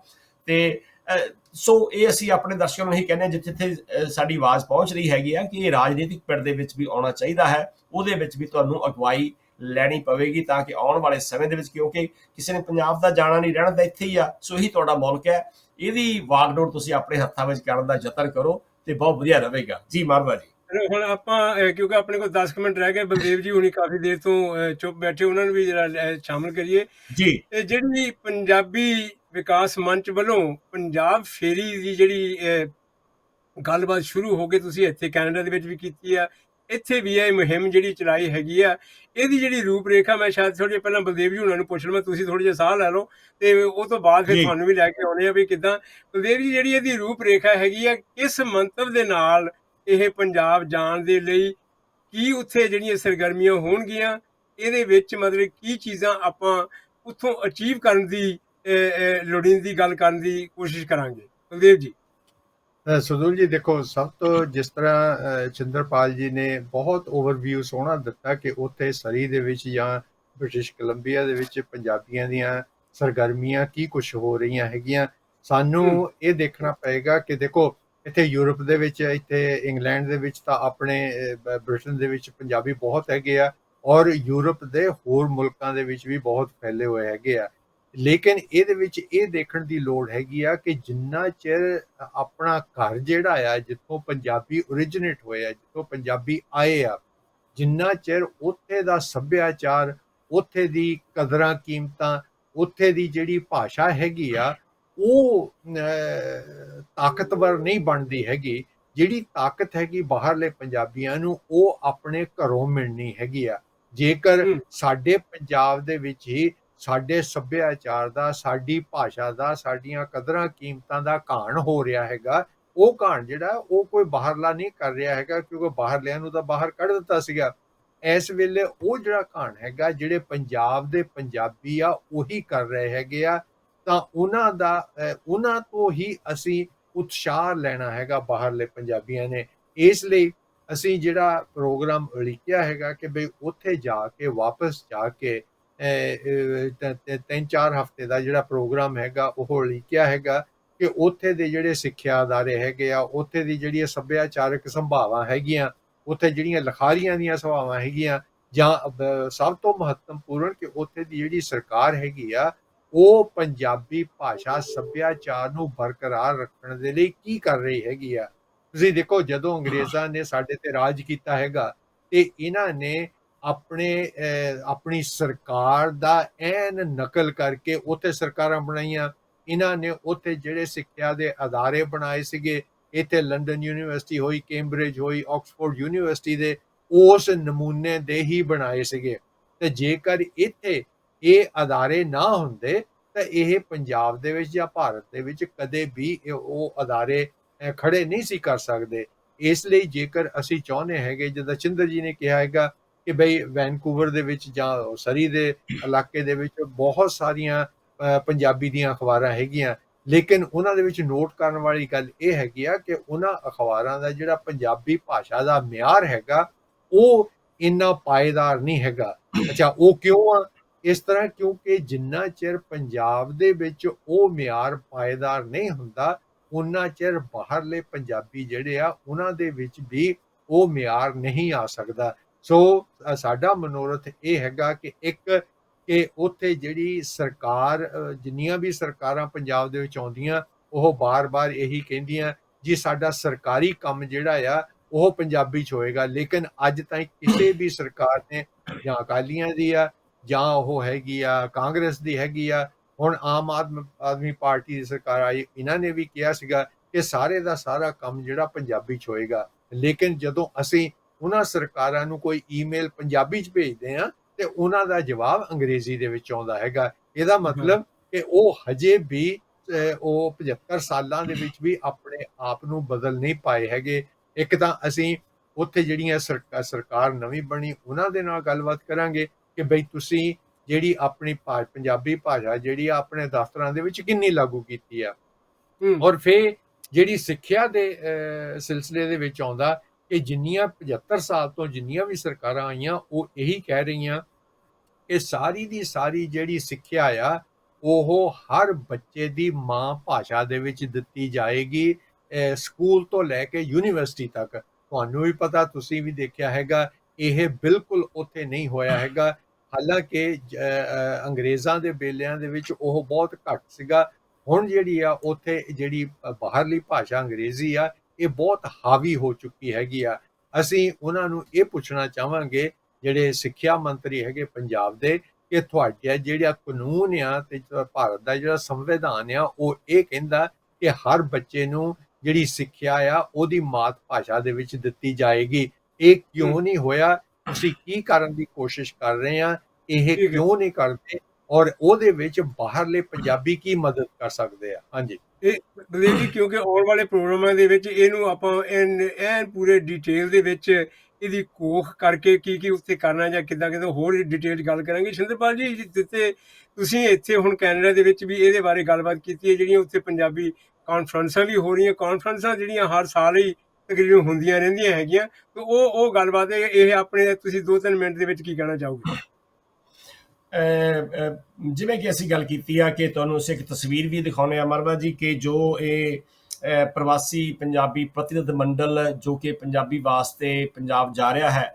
ਤੁਹਾਨੂੰ ਯਾਦ ਹੋਣਾ, ਜਦੋਂ ਅਸੀਂ BBC ਦੇ ਉੱਤੇ ਪੰਜਾਬੀ ਦੀ ਮੁਹਿੰਮ ਸ਼ੁਰੂ ਕੀਤੀ ਸੀ ਤੇ ਜਦੋਂ ਸਾਨੂੰ BBC ਨੇ ਆਪਣੇ ਹੈੱਡਕੁਆਰਟਰ ਸੱਦਿਆ ਸੀ ਤੇ ਇੱਕੋ ਗੱਲ ਉਹਨਾਂ ਨੇ ਕਹੀ ਸੀ ਕਿ ਤੁਸੀਂ ਇੱਕ ਬਰਤਾਨੀਆ ਦੀ ਪਹਿਲੀ ਕਮਿਊਨਿਟੀ ਹੈਗੀ ਆ ਜਾਂ ਭਾਈਚਾਰਾ ਹੈਗੇ ਆ ਜਿਨ੍ਹਾਂ ਨੇ ਆਪਣੀ ਭਾਸ਼ਾ ਵਾਸਤੇ, ਆਪਣੀ ਬੋਲੀ ਵਾਸਤੇ ਸਾਡੇ ਤੱਕ ਪਹੁੰਚ ਕੀਤੀ ਆ। ਸੋ ਇਹ ਜਿਹੜਾ ਬੜਾ ਵਧੀਆ ਰੁਝਾਨ ਹੈ ਸਾਨੂੰ, ਜਿਵੇਂ ਕਿ ਡਾਕਟਰ ਜੋਗਾ ਸਿੰਘ ਜੀ ਪੰਜਾਬ ਦੇ ਵਿੱਚ, doctor Joga Singh ji, doctor ਗੁਰਕਵਾਲ Singh ji Kahlon, doctor Rajwinder Singh ji ਤੇ ਪ੍ਰੋਫੈਸਰ ਅਰਵਿੰਦ ਜੀ, ਜਿਹੜੇ ਕਿ ਵਾਈਸ ਚਾਂਸਲਰ ਨੇ ਪੰਜਾਬੀ ਯੂਨੀਵਰਸਿਟੀ ਦੇ, ਉਪ ਕੁਲਪਤੀ ਸਾਹਿਬ, ਉਹਨਾਂ ਦਾ ਬੜਾ ਸਹਿਯੋਗ ਪ੍ਰਾਪਤ ਹੋਇਆ। ਉਹਨਾਂ ਨੇ ਵੀ ਸਾਨੂੰ ਸੁਝਾਅ ਦਿੱਤਾ ਕਿ ਅਗਰ ਪੰਜਾਬੀ ਰਲ ਕੇ ਪੰਜਾਬ ਵਿੱਚ ਆਉਂਦੇ ਆ ਤੇ ਸਰਕਾਰ ਦੇ ਉੱਤੇ ਅਸੀਂ ਕੋਈ ਨਾ ਕੋਈ ਦਬਾਅ ਤਾਂ ਨਹੀਂ ਪਾ ਸਕਦੇ, ਉਹਨਾਂ ਨੂੰ ਸੁਝਾਅ ਦੇ ਸਕਦੇ ਆ ਕਿ ਕਿਹੜਾ ਕੰਮ ਕਿੱਦਾਂ ਹੋਣਾ ਚਾਹੀਦਾ। ਸੋ ਜਿਹੜੀ ਅਗਲੀ ਤਸਵੀਰ ਹੈ ਉਹਦੇ ਵਿੱਚ ਦੱਸਿਆ ਕਿ ਅਸੀਂ ਇਹ ਜਿਹੜਾ ਮੰਡਲ ਹੈ, ਪ੍ਰਤੀਨਿਧ ਮੰਡਲ ਹੈ, ਇਹ ਜਾਵੇਗਾ ਨਵੰਬਰ ਦੇ ਵਿੱਚ। ਸਾਰਾ ਨਵੰਬਰ ਦਾ ਮਹੀਨਾ ਇਹ ਪੰਜਾਬ ਵਿੱਚ ਰਹੇਗਾ ਤੇ ਕਿਸੇ ਨੇ ਵੀ ਇਹਦੇ ਵਿੱਚ ਸ਼ਾਮਲ ਹੋਣਾ, ਉਹਨਾਂ ਵਾਸਤੇ ਜਿਹੜੇ ਸੰਪਰਕ ਨੰਬਰ ਦਿੱਤੇ ਗਏ ਆ, ਉਹਨਾਂ ਸੰਪਰਕ ਨੰਬਰਾਂ ਦੇ ਉੱਤੇ ਸਾਨੂੰ ਈਮੇਲ ਕਰਕੇ ਜਾਂ WhatsApp ਕਰਕੇ ਆਪਣਾ ਇੰਟਰਸਟ, ਆਪਣਾ ਇੱਛਾ ਆਪਣੀ ਜ਼ਾਹਰ ਕਰੋ ਤੇ ਤੁਸੀਂ ਕਿਵੇਂ ਸਹਿਯੋਗ ਦੇ ਸਕਦੇ ਆ। ਸੋ ਇਹਦੇ ਵਿੱਚ ਅਸੀਂ ਭਾਸ਼ਾ ਵਿਭਾਗ ਦਾ ਵੀ ਧੰਨਵਾਦ ਕਰਦੇ ਹਾਂ, ਪੰਜਾਬੀ ਯੂਨੀਵਰਸਿਟੀ ਦਾ ਵੀ, ਗੁਰੂ ਨਾਨਕ ਦੇਵ ਯੂਨੀਵਰਸਿਟੀ ਦਾ, ਤੇ ਖਾਸ ਤੌਰ ਤੇ ਪੰਜਾਬ ਸਰਕਾਰ ਦਾ ਵੀ। ਸਾਨੂੰ ਜਿੱਥੋਂ ਤੱਕ ਹੁਣ ਉਮੀਦ ਬੱਝੀ ਹੈ ਕਿ ਜਿੰਨੀ ਵੀ ਵਾਰ ਅਸੀਂ ਗੱਲਬਾਤ ਕਰਨ ਦੀ ਕੋਸ਼ਿਸ਼ ਕੀਤੀ ਆ ਪੰਜਾਬ ਸਰਕਾਰ ਦੇ ਨਾਲ, ਜਿਵੇਂ ਸਾਨੂੰ BBC ਤੋਂ ਐਨ ਪੂਰੇ ਸਮੇਂ ਸਿਰ ਪੂਰਾ ਜਵਾਬ ਆਉਂਦਾ ਸੀ, ਸਾਨੂੰ ਉਹ ਜਵਾਬ ਸਾਨੂੰ ਆ ਰਹੇ ਆ ਤੇ ਉਹ ਜਿਹੜੀ ਗਤੀਵਿਧੀਆਂ ਉਹਨਾਂ ਨੇ ਸ਼ੁਰੂ ਕਰ ਦਿੱਤੀਆਂ ਨੇ। ਔਰ ਪਹਿਲੀ 2 ਅਕਤੂਬਰ ਨੂੰ ਨਵੰਬਰ ਨੂੰ ਮਾਫ ਕਰਨਾ ਪੰਜਾਬੀ ਯੂਨੀਵਰਸਿਟੀ ਵਿੱਚ, ਕਿਉਂਕਿ 1 ਨਵੰਬਰ ਨੂੰ ਜੋ ਪੰਜਾਬ ਦਿਨ ਹੁੰਦਾ ਹੈ ਉਹਦੀ ਜਿਹੜੀ ਸਾਰੇ ਪੰਜਾਬ ਦੇ ਵਿੱਚ ਉਹ ਮਨਾਇਆ ਜਾਂਦਾ ਹੈ। ਤੇ ਪੰਜਾਬੀ ਯੂਨੀਵਰਸਿਟੀ ਦੇ ਵਿੱਚ ਵੀ ਇੱਕ ਬਹੁਤ ਵੱਡੀ ਆਲੀ ਸ਼ਾਨ ਜਿਹੜੀ ਆ ਕਾਨਫਰੰਸ ਹੋ ਰਹੀ ਆ, ਉਹਦੇ ਵਿੱਚ ਵੀ ਇਹ ਜਿਹੜਾ ਪ੍ਰਤੀਨਿਧ ਮੰਡਲ ਆ ਸ਼ਾਮਲ ਹੋਣ ਦਾ ਪੂਰਾ ਯਤਨ ਕਰੇਗਾ। ਸੋ ਅਸੀਂ ਇਸ ਦੇ ਨਾਲ ਸਾਰੇ ਯੂਰਪ ਦੇ, ਸਾਰੇ ਬਰਤਾਨੀਆ ਦੇ, ਯੂਰਪ ਦੇ, ਕੈਨੇਡਾ, ਅਮਰੀਕਾ, ਆਸਟ੍ਰੇਲੀਆ, ਨਿਊਜ਼ੀਲੈਂਡ ਦੇ ਸਾਰੇ ਅਸੀਂ ਪੰਜਾਬੀ ਹਤੈਸ਼ੀਆਂ ਨੂੰ ਜਾਂ ਚਿੰਤਕਾਂ ਨੂੰ ਬੇਨਤੀ ਕਰਦੇ ਹਾਂ ਕਿ ਇਸ ਪ੍ਰਤੀਨਿਧ ਮੰਡਲ ਦੇ ਵਿੱਚ ਜ਼ਰੂਰ ਸ਼ਾਮਲ ਹੋਵੋ। ਆਪਣਾ ਤਿਲਫੁਲ ਭੇਟ ਕਰਕੇ ਹਫ਼ਤਾ, 2 ਦਿਨ, 4 ਦਿਨ, 2 ਹਫ਼ਤੇ ਜਾਂ ਸਾਰਾ ਮਹੀਨਾ ਸਾਡੇ ਨਾਲ ਰਹੋ, ਤੇ ਤਾਂ ਕਿ ਅਸੀਂ ਉੱਥੋਂ ਦੇ ਲੋਕਾਂ ਨੂੰ ਵੀ ਇਹ ਜਾਗਰਤ ਦੇ ਸਕੀਏ ਕਿ ਅਸੀਂ ਬਰਤਾਨੀਆ ਤੋਂ ਬਾਹਰ ਆ ਕੇ, ਜਾਂ ਅਸੀਂ ਕੈਨੇਡਾ ਵਿੱਚ ਆ ਕੇ, ਅਮਰੀਕਾ ਵਿੱਚ ਆ ਕੇ ਜਿਹੜੀਆਂ ਅਸੀਂ ਇੰਨੀਆਂ ਮੱਲਾਂ ਮਾਰੀਆਂ ਹਨ, ਤੇ ਪੰਜਾਬ ਸਾਡਾ ਆਪਣੀ ਭਾਸ਼ਾ ਤੋਂ ਕਿਉਂ ਪਿੱਛੇ ਹੈ। ਮੈਂ ਇੱਕ ਥੋੜ੍ਹਾ ਜਿਹਾ ਜ਼ਿਕਰ ਕਰ ਦਵਾਂ, ਮੈਨੂੰ ਪਿਛਲੇ ਦਿਨਾਂ ਵਿੱਚ ਖਬਰ ਪੜ੍ਹਨ ਨੂੰ ਮਿਲੀ ਕਿ ਇੱਕ ਤੁਸੀਂ ਹੈਰਾਨ ਹੋਣਾ ਕਿ ਇੱਥੋਂ ਦਾ ਜੋ ਓਟਵਾ ਜਾਂ ਕੁਬੈਕ ਜਿਹੜੀ ਸਟੇਟ ਹੈਗੀ ਆ, ਉੱਥੋਂ ਦਾ ਜੋੜਾ ਸੀ, ਉਹ ਕੈਨੇਡੀਅਨ 에ਅਰਲਾਈਨ ਦੇ ਵਿੱਚ ਜਾ ਰਿਹਾ ਸੀ, ਇੱਧਰ ਨੂੰ ਆ ਰਿਹਾ ਸੀ ਵੈਨਕੂਵਰ ਵੱਲ ਨੂੰ। ਉਹਨਾਂ ਨੇ ਕੋਈ ਅਨਾਊਂਸਮੈਂਟ ਦੇ ਵਿੱਚ ਜਿਹੜੀ ਫ੍ਰੈਂਚ ਭਾਸ਼ਾ ਹੈਗੀ ਆ ਉੱਥੋਂ ਦੀ, ਉਹ ਭੁੱਲ ਗਏ ਉਸ ਦਾ ਜ਼ਿਕਰ ਕਰਨਾ। ਤੇ ਦੂਜਾ, ਜਿਹੜੇ ਉੱਥੇ ਜਹਾਜ਼ ਦੇ ਵਿੱਚ ਸਾਈਨ ਲਿਖੇ ਸਨ, ਉਹਦੇ ਵਿੱਚ ਫ੍ਰੈਂਚ ਛੋਟੇ ਅੱਖਰਾਂ ਵਿੱਚ ਤੇ ਜਿਹੜੀ ਅੰਗਰੇਜ਼ੀ ਆ ਵੱਡੇ ਅੱਖਰਾਂ ਵਿੱਚ ਲਿਖੀ ਸੀ। ਉਹਨਾਂ ਨੇ 50,000 ਦਾ ਕੇਸ ਕੀਤਾ 에ਅਰ ਕੈਨੇਡਾ ਦੇ ਉੱਤੇ, ਤੇ ਇਹ ਕੈਨੇਡਾ ਨੇ ਉਹਨਾਂ ਨੂੰ $15,000 ਦਾ ਮੁਆਵਜ਼ਾ ਦਿੱਤਾ ਤੇ ਨਾਲ ਮਾਫੀ ਮੰਗੀ ਕਿ ਅਸੀਂ ਅੱਗੇ ਤੋਂ ਇਹ ਕੁਤਾਹੀ ਨਹੀਂ ਕਰਾਂਗੇ। ਅਗਰ ਸਾਡੇ ਲੋਕਾਂ ਦੇ ਵਿੱਚ ਇਹੋ ਜਿਹੀ ਭਾਵਨਾ ਆ ਜਾਵੇ, ਅਸੀਂ ਕਿੰਨੀਆਂ ਫਲਾਈਟਾਂ ਭਰ ਕੇ ਜਾਂਦੇ ਆ ਪੰਜਾਬ ਨੂੰ, ਪਰ ਕਦੇ ਨਹੀਂ ਕਿਸੇ ਨੇ ਫਲਾਈਟ ਵਾਲਿਆਂ ਨੂੰ ਕਿਹਾ ਹੋਣਾ ਕਿ ਸਾਡੀ ਜਿਹੜੀਆਂ ਅਨਾਊਂਸਮੈਂਟ ਕਰਦੇ ਆ ਉਹ ਪੰਜਾਬੀ ਵਿੱਚ ਵੀ ਹੋਣੀ ਚਾਹੀਦੀ ਆ। ਖਾਸ ਤੌਰ ਜਿਹੜੀ ਹੈਲਥ ਐਂਡ ਸੇਫਟੀ ਦੀ ਆ ਭਾਸ਼ਾ ਦੇ ਵਿੱਚ ਪੰਜਾਬੀ 'ਚ ਹੋਵੇ, ਤਾਂ ਸਾਡੇ ਬਜ਼ੁਰਗਾਂ ਨੂੰ, ਪੰਜਾਬੀਆਂ ਨੂੰ ਸਮਝ ਆ ਜਾਵੇ। ਰੱਬ ਨਾ ਕਰੇ ਕਿ ਮੌਕਾ ਇੱਦਾਂ ਦਾ ਆਵੇ ਤੇ ਉਹ ਜਿਹੜੀ ਜਾਣਕਾਰੀ ਤੋਂ ਵਿਰਵੇ ਰਹਿ ਕੇ ਉਹ ਆਪਣਾ ਨੁਕਸਾਨ ਵੀ ਕਰਾ ਸਕਦੇ ਆ। ਬਹੁਤ ਵੱਡਾ ਇੱਕ ਇਸ਼ੂ ਜਾਂ ਮੁੱਦਾ ਹੋ ਸਕਦਾ ਹੈ ਮਹਾਰਾਜ ਜੀ। ਸੋ ਅਖੀਰ ਦੇ ਵਿੱਚ ਤਾਂ ਆਪਾਂ ਹੀ ਬੇਨਤੀ ਕਰਦੇ ਆ ਕਿ ਸਾਰੇ ਪੰਜਾਬੀਆਂ ਨੂੰ ਕਿ ਇਸ ਜਿਹੜੀ ਮੁਹਿੰਮ ਹੈ ਪੰਜਾਬ ਦੇ ਵਿੱਚ ਸ਼ੁਰੂ ਹੋ ਰਹੀ ਹੈ ਨਵੰਬਰ ਦੇ ਵਿੱਚ, ਉਹਦੇ ਵਿੱਚ ਆਪਣਾ ਬਣਦਾ ਯੋਗਦਾਨ ਪਾਓ, ਸਹਿਯੋਗ ਦਿਓ ਜੀ। ਬਹੁਤ ਧੰਨਵਾਦ ਬਲਦੇਵ ਜੀ। ਸਿਰਫ 1 ਮਿੰਟ ਦੇ ਵਿੱਚ ਤੁਸੀਂ ਕੀ ਕਹਿਣਾ ਚਾਹੋਗੇ ਜੇ ਕਿਉਂਕਿ ਆਉਣ ਵਾਲੇ ਪ੍ਰੋਗਰਾਮਾਂ ਦੇ ਵਿੱਚ ਅਸੀਂ ਇਹਨੂੰ ਵੱਖਰੇ ਪ੍ਰੋਗਰਾਮ ਕਰਾਂਗੇ। ਜਦੋਂ ਸ਼ਿੰਦਰਪਾਲ ਹੁਣ ਜੀ ਵਾਪਸ ਇੱਥੇ ਆਪਣੇ UK ਦੇ ਵਿੱਚ ਆਪਣੇ ਨਾਲ ਬੈਠ ਗਿਆ, ਤੇ ਜਿਹੜੀ ਬਾਕੀ ਦੀ ਕੈਨੇਡਾ ਦੀ ਜਿਹੜੀ ਰਿਪੋਰਟ ਵੀ ਇਹਨਾਂ ਦੇ ਕੋਲੋਂ ਲਵਾਂਗੇ, ਤੇ ਇਹਦੇ ਤੇ ਜਿਹੜੇ ਵੀ ਸਪੈਸ਼ਲ ਪ੍ਰੋਗਰਾਮ ਜਿਹੜੇ ਆ ਉਹ ਕੀਤੇ ਜਾਣਗੇ ਕਿ ਆਪਾਂ ਵਾਪਸ ਜਾਣਾ। ਸਿਰਫ 1 ਮਿੰਟ ਦੇ ਵਿੱਚ ਤੁਸੀਂ ਆਖਿਰ ਦੇ ਵਿੱਚ ਕੀ ਕਹਿਣਾ ਚਾਹੋਗੇ? ਬਿਲਕੁਲ ਸਰਦੂਲ ਜੀ, ਸਾਡਾ ਤਾਂ ਕਹਿਣਾ ਇਹੀ ਹੈਗਾ ਕਿ ਬਈ ਇਹ ਜੋ ਮੁਹਿੰਮ ਜਿਹੜੀ ਪੰਜਾਬੀ ਵਿਕਾਸ ਮੰਚ UK ਨੇ ਸ਼ੁਰੂ ਕੀਤੀ ਹੈਗੀ ਆ, ਇਹਦੇ ਵਿੱਚ ਜ਼ਿਆਦਾ ਤੋਂ ਜ਼ਿਆਦਾ ਪ੍ਰਵਾਸੀ ਪੰਜਾਬੀ ਔਰ ਜਿਹੜੇ ਪੰਜਾਬ ਦੇ ਪੰਜਾਬੀ ਆ ਉਹ ਜੇ ਹਿੱਸਾ ਲੈਣ ਤੇ ਅਸੀਂ ਦਬਾਅ ਪਾ ਸਕਦੇ ਹਾਂ ਸਰਕਾਰਾਂ ਤੇ ਵੀ, ਤਾਂ ਕਿ ਉਹ ਪੰਜਾਬੀ ਦੇ ਲਈ ਜਿਹੜੇ ਕੰਮ ਕਰਨ ਵਾਲੇ ਅਧੂਰੇ ਪਏ ਹੈਗੇ ਆ ਉਹਨਾਂ ਨੂੰ ਉਹ ਕਰਨ, ਔਰ ਉਹਨਾਂ ਦੇ ਲਈ ਜੋ ਵੀ ਸਾਧਨ ਦੀ ਲੋੜ ਹੈਗੀ ਆ ਪੰਜਾਬੀ ਯੂਨੀਵਰਸਿਟੀ ਦੇ ਵਿੱਚ ਜੋ ਕੇਂਦਰ ਬਣਾਉਣ ਦੀ ਕੋਸ਼ਿਸ਼ ਆਪਾਂ ਕਰ ਰਹੇ ਹੈਗੇ ਆ ਕਿ ਉਹ ਕੇਂਦਰ ਬਣਾਇਆ ਜਾਵੇ, ਤਾਂ ਕਿ ਪੰਜਾਬੀ ਦੇ ਲਈ ਇਸ ਨਵੇਂ ਜ਼ਮਾਨੇ ਦੇ ਜਿਹੜੀਆਂ ਚੀਜ਼ਾਂ ਆ ਜਾਂ ਲੋੜਾਂ ਆ ਪੂਰੀਆਂ ਕਰਨ ਦੇ ਲਈ ਉਹ ਕੰਮ ਕੀਤਾ ਜਾਵੇ। ਹਾਂਜੀ, ਬਹੁਤ ਧੰਨਵਾਦ ਤੁਹਾਡਾ। ਜਿਹੜੀ ਵੀ ਗੱਲ ਹੈਗੀ ਸ਼ਿੰਦਰਪਾਲ ਜੀ, ਤੁਸੀਂ ਵਾਪਸੀ ਤੁਹਾਡੀ ਕਦੋਂ ਹੈਗੀ ਹੈ, ਤੇ ਤੁਸੀਂ ਇੱਥੇ ਹੋਰ ਖਾਸ ਕਰਕੇ ਕੋਈ ਇਹੋ ਜਿਹੀ ਸਰਗਰਮੀ ਹੈਗੀ ਜਿਹਦੀ ਤੁਸੀਂ ਸਾਨੂੰ ਦੱਸਣਾ ਚਾਹੋਗੇ ਜਾਣ ਤੋਂ ਪਹਿਲਾਂ? ਇਹ ਬਸ ਇਹੀ ਦੱਸਿਆ ਕਿ 1 ਤੇ 2 ਅਕਤੂਬਰ ਨੂੰ ਜਿਹੜੀ ਇੱਥੇ ਇੱਕ ਚੌਥੀ ਕੌਮਾਂਤਰੀ ਕਾਨਫਰੰਸ ਹੋ ਰਹੀ ਆ ਸੁਖੀ ਬਾਠ ਜਾਂ ਪੰਜਾਬੀ ਭਵਨ ਦੇ ਵੱਲੋਂ। ਉਹਦੇ 'ਚ ਬਹੁਤ ਸਾਰੇ ਵਿਦਵਾਨ ਆਏ ਨੇ, ਡਾਕਟਰ ਸਾਹਿਬ ਸਿੰਘ ਜੀ ਆਏ ਨੇ ਤੇ ਹੋਰ ਪਾਕਿਸਤਾਨ ਤੋਂ, ਉਹਨਾਂ ਦੇ ਨਾਲ ਅਸੀਂ ਗੱਲਬਾਤ ਕਰਾਂਗੇ। ਅੱਜ ਸਾਡਾ ਪਲਾਨ ਬਣਦਾ ਕਿ ਜਾ ਕੇ, ਕਿਉਂਕਿ ਉਹ ਕਾਨਫਰੰਸ ਦੇ ਵਿੱਚ ਮੈਂ ਸ਼ਾਮਲ ਸ਼ਾਇਦ ਨਾ ਹੋ ਸਕਾਂ, ਪਰ ਉਹਨਾਂ ਦੇ ਨਾਲ ਜਿਹੜਾ ਮੇਲ ਆ ਤਾਲਮੇਲ ਸਾਡਾ ਬਣਿਆ ਰਹੇਗਾ। ਤੇ ਉੱਥੇ ਅਸੀਂ ਆਏ ਅਦੀਬਾਂ ਨੂੰ ਸੱਦਾ ਦੇਵਾਂਗੇ ਕਿ ਆਓ, ਪਰ ਨਾਲ ਜਿਹੜਾ ਦੱਸਾਂਗੇ ਅਸੀਂ ਕਰਨਾ ਕੀ ਹੈ, ਕਿਵੇਂ ਕਰਨਾ ਹੈ, ਉਹ ਵੀ ਸਾਨੂੰ ਬੜਾ ਜ਼ਰੂਰੀ ਹੈ। ਤੇ ਇਸ ਦੇ ਨਾਲ ਹੀ ਅਸੀਂ ਇੱਥੋਂ ਦੇ ਜਿੰਨੇ ਵੀ ਰੇਡੀਓ, ਅਸੀਂ ਸ਼ੇਰੇ ਪੰਜਾਬ ਦੀ ਗੱਲ ਕਰਦੇ ਹਾਂ, ਰੈਡ FM ਦੀ ਗੱਲ ਕਰਦੇ ਹਾਂ, ਸਾਂਝਾ ਪੰਜਾਬ ਦੀ ਗੱਲ ਕਰਕੇ ਉਹਨੂੰ ਬੜਾ ਸਹਿਯੋਗ ਦਿੱਤਾ। ਤੇ ਜਿੰਨੇ ਵੀ ਪੰਜਾਬੀ ਪੱਤਰਕਾਰ ਨੇ ਇੱਥੇ, ਉਹਨਾਂ ਦਾ ਵੀ ਧੰਨਵਾਦ ਕਰਦੇ ਹਾਂ। ਹਰਪ੍ਰੀਤ ਧਾਲੀਵਾਲ ਜੀ ਕੱਲ੍ਹ ਮਿਲ ਕੇ ਗਏ ਨੇ, ਹਰਦਮ ਮਾਨ ਜੀ ਸਾਡੇ ਨਾਲ ਗੱਲਬਾਤ ਕਰਨ ਵਾਸਤੇ ਤਿਆਰ ਨੇ, ਹੋਰ ਸਾਡੇ ਨਰਵੈਲ ਸਿੰਘ ਵੀਰ ਜੀ ਨੇ ਬੜਾ ਸਹਿਯੋਗ ਦੇ ਰਹੇ ਨੇ। ਖਾਸ ਤੌਰ ਤੇ ਮੈਂ ਜ਼ਿਕਰ ਕਰਨਾ ਚਾਹਾਂਗਾ ਸਾਧੂ ਬਿਰੰਗ ਜੀ, ਸੁਖਵੰਤ ਹੁੰਦਲ ਜੀ ਅਤੇ ਬਲਵੰਤ ਸੰਘੇੜਾ ਜੀ ਦਾ, ਜਿਹੜੇ ਕਿ ਪੰਜਾਬੀ ਸਕੂਲਾਂ ਦੇ ਵਿੱਚ ਪੰਜਾਬੀ ਨੂੰ ਅੱਗੇ ਤੋਰਨ ਵਾਸਤੇ ਬੜਾ ਯਤਨਸ਼ੀਲ ਨੇ। ਉਹਨਾਂ ਦੀ ਜਿਹੜੀ ਐਸੋਸੀਏਸ਼ਨ ਹੈਗੀ ਆ ਪਲੀ, ਉਹਦੇ ਵਿੱਚ ਬੜਾ ਯੋਗਦਾਨ ਪਾ ਰਹੇ ਆ। ਉਹਨਾਂ ਦਾ ਵੀ ਸਾਨੂੰ ਸਹਿਯੋਗ ਹੈ ਤੇ ਉਹਨਾਂ ਦਾ ਵੀ ਧੰਨਵਾਦ ਕਰਦੇ ਆ ਕਿ ਉਹ ਆਪਣਾ ਉਹਨਾਂ ਨੇ ਕੀਮਤੀ ਸਹਿਯੋਗ ਦਿੱਤਾ ਸਾਨੂੰ, ਤੇ ਅੱਜ ਉਹਨਾਂ ਨਾਲ ਸਾਡੀ ਮੀਟਿੰਗ ਵੀ ਹੋਵੇਗੀ ਤੇ ਬਾਕੀ ਜਿਹੜੀ ਜਾਣਕਾਰੀ ਆ ਤੁਹਾਨੂੰ ਅਸੀਂ ਆ ਕੇ ਦੇਵਾਂਗੇ, ਆਪਣੇ ਦਰਸ਼ਕਾਂ ਨਾਲ ਸਾਂਝੀ ਕਰਾਂਗੇ ਜੀ। ਬਹੁਤ ਬਹੁਤ ਧੰਨਵਾਦ। Enjoy your rest of your trip Baldev ਜੀ, ਬਹੁਤ ਬਹੁਤ ਧੰਨਵਾਦ। ਤੇ ਆਉਣ ਵਾਲੇ ਸਮੇਂ ਦੇ ਵਿੱਚ ਫਿਰ ਇਹੋ ਜਿਹੀਆਂ ਗੱਲਾਂ ਕਰਦੇ ਰਹਾਂਗੇ। ਤੇ ਜਿੱਥੇ ਤੱਕ ਮੈਂ ਆਖਰ ਦੇ ਵਿੱਚ ਇਹ ਕਹਿ ਦੇਵਾਂ ਕਿ ਜੇ ਇਸ ਵੇਲੇ ਜਿਹੜੀ ਸਥਿਤੀ ਬਣ ਚੁੱਕੀ ਹੈਗੀ ਹੈ ਯੂਕੇ ਦੀ, ਅਗਰ ਤੁਹਾਡੀ ਮੌਰਗੇਜ ਦੇ ਵਿੱਚ ਕਿਸੇ ਕਿਸਮ ਦੀ ਤੁਹਾਨੂੰ ਦਿੱਕਤ ਆਉਂਦੀ ਆ, ਤੁਸੀਂ ਆਪਣੀ ਬੈਂਕ ਦੇ ਨਾਲ ਜਾਂ ਮੌਰਗੇਜ ਲੈਂਡਰ ਦੇ ਨਾਲ ਜ਼ਰੂਰ ਗੱਲ ਕਰੋ। ਉਹਨੂੰ ਇਗਨੋਰ ਨਾ ਕਰੋ ਕਿ ਹਾਂ ਜੀ ਕੀ ਤੁਹਾਨੂੰ ਦਿੱਕਤ ਆ ਰਹੀ ਆ। ਇਹੋ ਜਿਹੀਆਂ ਜਿਹੜੀਆਂ ਗੱਲਾਂ ਇਹ ਕਹੀਆਂ ਜਾਂਦੀਆਂ ਹੁੰਦੀਆਂ ਜਦੋਂ ਇਹੋ ਜਿਹੇ ਮੁਸ਼ਕਲਾਂ ਤੁਹਾਡੇ ਸਾਹਮਣੇ ਆਉਂਦੀਆਂ ਹੈਗੀਆਂ। ਪ੍ਰੋਗਰਾਮ ਦੀ ਇੱਥੇ ਸਮਾਪਤੀ ਹੈ। ਅਗਲੇ ਪ੍ਰੋਗਰਾਮ ਤੱਕ ਸਾਨੂੰ ਦਿਓ ਆਗਿਆ ਤੇ ਫਿਰ ਤੁਹਾਡੇ ਨਾਲ ਹੋਰ ਕਿਸੇ ਵਿਸ਼ੇ ਦੇ ਉੱਤੇ ਚਰਚਾ ਕਰਾਂਗੇ, ਜੋ ਵੀ ਉਸ ਵੇਲੇ ਦਾ ਮੁੱਦਾ ਹੋਵੇਗਾ।